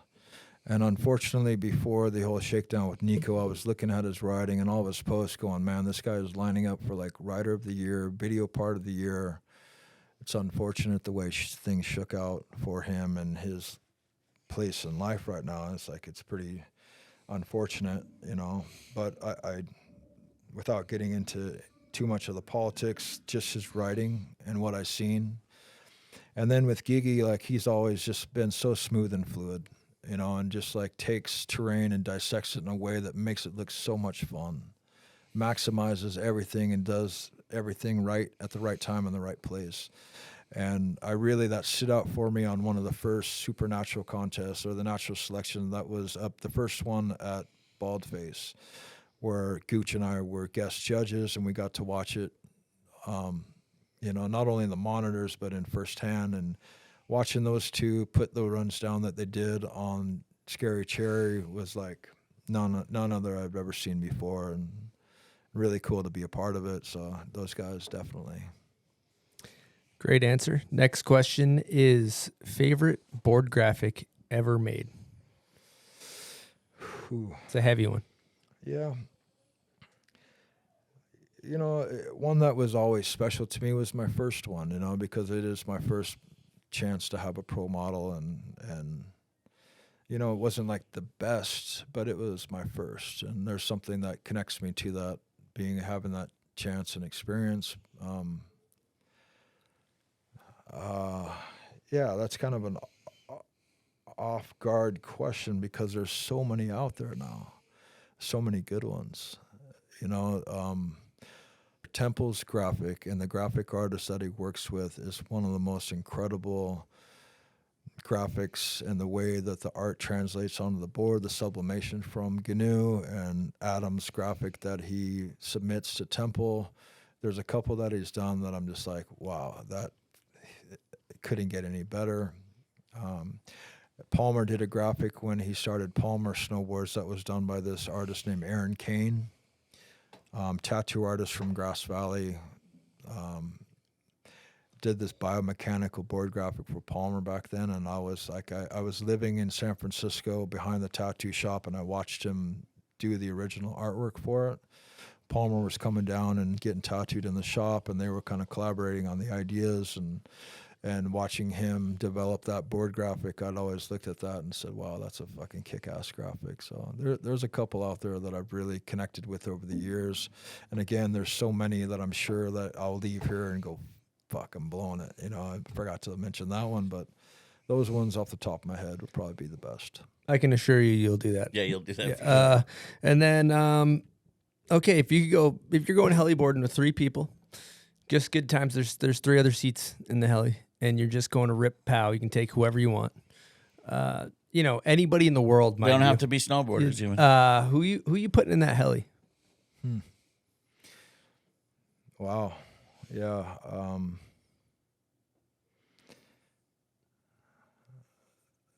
I'll throw a couple like artists like Jean-Michel Basquiat. It'd be interesting to introduce them to the world of snowboarding in a helicopter experience.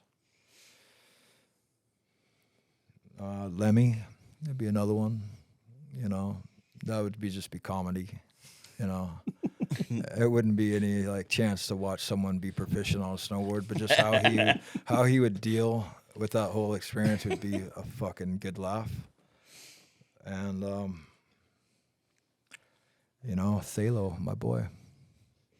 Sounds like a fun heli right there. Yeah. Make that happen. Yeah. Killer. Okay, last question we're going to ask is worst trend. What's the worst trend? It could be in the world or it could be in snowboarding.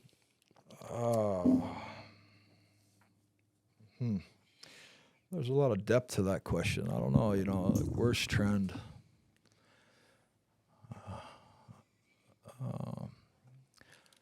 I don't know. Isolating humanity that causes polarity in mankind. Making people pick sides to battle each other or to, it's like, why can't everyone just like get along and have compassion for one another? So I think, once you have to pick a side, it just instantly causes friction and negativity and struggle, and it doesn't have to be like that. Very, very eloquent answer there. Okay, we got a couple things left here. One quote I always heard, I can't remember who said it, or I don't remember where I heard it, but I do remember hearing that you were the first snowboarder to make $1 million and spend $1 million. Is that true? Do you have any thoughts on that? Do you want to elaborate on that? There probably is some truth to that. I was probably there in the 90s when board sales were crazy, and I was equally as crazy. I probably made and lost $1 million before I was 30 years old. And remember making huge investments in like stock and stuff. And then 2008, it shit the bed, and I had a fairly large portfolio that was reduced down to like $40,000, and then I had to pull that 40 grand to pay taxes on something. So it left me with absolute zero after over 10, 15 years of accumulation. I lived a life of excess and gluttony, and I like to bring my friends along for the ride, and I was frivolous with my expenses and wasn't smart, and I didn't have a CPA, and I didn't really know what taxes were all about, and I didn't really do the things that I could have done to put a retirement program in place to where, once that opportunity is lost, it's gone forever. But all that's left is the memories of those good times that I had, living the life of a complete, carefree, mid-20, 20-year-old kid up into my 30s of just like, if I wanted to buy a last-minute ticket to Norway and go there and stay a month, like you could afford it. If I wanted to I went and bought a full-size pickup and paid in cash and didn't get any insurance on it. And like a couple years later, it got ripped off, and then that was it. It's gone. So it made me think like all the materialistic stuff. It's there, but it's transient and temporary. You can't hold on. You can't take it to your grave. So if you can share and if you could enrich yourself, that's what really makes you a rich person in my mind. And it was fun while it lasted. And I'm just thankful that I'm still have the opportunity to exist in something that I've been a part of for so long. It's not that, I'm looking to make another $1 million before I'm 50, and I don't know. I think more about the future now because I'm a father, and it's not so like, just taking care of number one and day in and day out. If you can have enough to put food on the table and get you down the road with gas in your tank, that was my priority for many, many years. And now it's a little bit more thoughtful in my approach, a little bit more deliberate. And, like to have job security in the snowboard industry is like not easy, it's not, you don't always have that. And how fortunate and blessed I've been in the opportunity to still be involved with companies that I've ridden with since I was a kid and grown up with, and still like, 30 plus years later, still be doing what I'm doing. Like, wow, it's really special. And I'm thankful just for that opportunity. Not that I'm like looking to make a bunch of money out of it, but the experiences in life have made me, in my mind, a rich person. Fuck, that's good stuff. Mm-hmm. Good shit, Jamie. Yeah, I had a note from Pete Sorry, and he said he always gives more than he gets, and somehow leads him to getting more than he gives. Yeah, I mean, I don't know, it goes back to like doing what you love and loving what you do, and you put that energy out there in the world. And a lot of times when you are able to share or gift somebody without any expectation of any return, anything in return, there's usually something that you put out in the universe that provides later on down the road. Like it like Scotty and I were talking about the universe providing it, usually one way or another. Like when you spend your last cent on something that was in a good, nature or a good deed, you go 100 yards down the road and you find something that's, pays you back. And without any expectations of return, it's just a good way to be able to like open yourself up to sharing. And people pick up on that. And then when you might get in a tight spot, that's their opportunity to reciprocate. Yeah, that whole book, The Secret's all about the ebb and flow of giving and taking and receiving. And they say if you give unconditionally, it comes back exponentially. Yeah. And I believe that, Yeah, it's the truth, and it's not necessarily something you're always conscious of, but if you just have that simple belief that, like, if you got something that you can share, you do that. And help someone, help them. Yeah. Okay, we got a guest question from Dave Sioni. Here we go. James, David Paul Sioni here. I have one question. If you were to go back and snowboard all over again from the beginning when you're a little snow rat as a little kid to where you are now, what would you do differently? Dave, I don't think I would do a damn thing any different. There's a couple of things that, with my own personal life that wasn't really related to the actual application of snowboarding that I might have altered.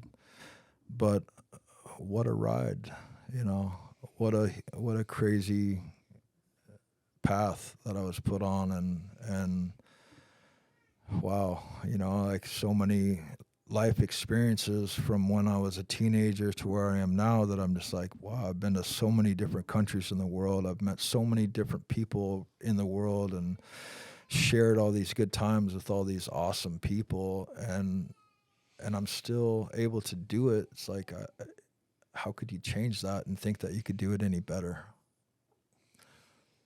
Love that answer. Yeah, that's beautiful. All right. Well, Jamie, a couple things before we wrap this thing up. We always ask our guests about their board setup that they ride. What are you rocking? Boards, bindings, all that stuff. You know, still with LipTech and Volcom after all these years. I've been trying out the short wide board technology a little bit. It seems to really fit the application of, you know, powder and trees from the area that I've been riding in recently up around Baldface. It just gives me all the flotation and buoyancy with easy swing weight, you know, not a really long board to pack a bunch of snow on top, so it just makes the experience a little bit more freer, more like skatey. But then I go back to my, you know, my 160 when I get steep, or I go to Alaska. I'm riding my 160 Phoenix, and just bent metal bindings. Been on bent metal since they were baseless, you know, since the beginning, and loving it. Like LipTech truly makes the best boards I've ever, you know, in the world for me, and I've, you know, I've got on different boards at different times just to take a run or two, but it always goes back to like, well, I don't know if I'm just a creature of habit with these things. I rode them so long that this is what feels comfortable. But, you know, Pete and Mike, two amazing individuals, and what they do and the way they do it, something that I really have a lot of respect for and admiration for them to be such creative geniuses, but then navigate the whole financial side and the buyouts and the growth aspect of owning your own company and being able to still do what they do the way they do it. Mad respect for them for being able to pull that off and still be happy and stoked with the products that they can share with the rest of the world. You know, as you get older, your application adjusts to different, you know, riding, and that short wide board is kind of fun in that aspect, but I still like to freestyle. You know, I still like to jump, I still like to drop stuff, and I still like to grab and spin. So with that powder short wide board, it kind of limits the application. Like you can't drop a 50, 60 foot cliff and have any like thought, unless it's a complete vert landing, that you're going to be able to keep the nose from stuffing and you cartwheeling. So when you get on a proper freestyle board like a 157 or 160, I'm able to do everything that I'd still love to do in whatever application that is. It's not the craziest, not the biggest spins or rotations or tweaked out grabs, but I still got a couple of things that really make me happy, and that's what I hold on to, and those are the boards that I do it on.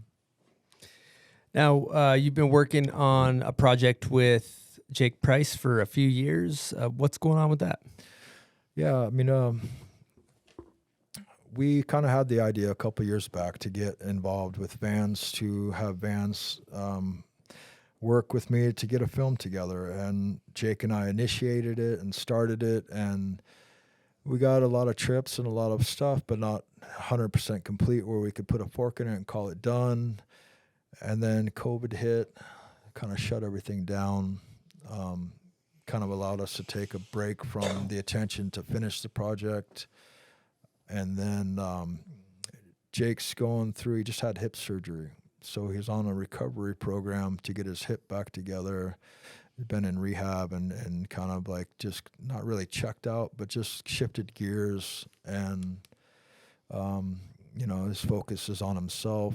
So, but what's awesome is I think with Vans, you know, they didn't get into the project with the expectations that we were going to be able to turn something out super quick. And we wanted to do it with enough time to do it right. And if we couldn't, then the allowance that Vans had to say, hey, you guys take your time, do whatever you need to do to make sure that the product you put out you're going to be happy with. But I just talked to Jake a couple weeks ago, and I mean, we're both still really motivated. We're both excited to get back on board and back up in the mountains and complete it. We got a great start. We just don't want to leave it open-ended with, like, you know, not a complete story. And I think we're still in the development of completing that story. And you know, I'm looking forward to maybe getting after it this season and putting you know, being able to get it out there for people to check out. You know, it's been a fun project so far. We've been into some, you know, cool stuff based around, you know, Canada. That's where I've been at. But we did a really fun trip up to AK and Valdez and whole different world up there. Place that I really love. So hopefully that translates in what comes out. Holy hell, Jamie, this has been a great conversation. We always ask our guests if they want to throw any thank yous out before we put a bow on this thing.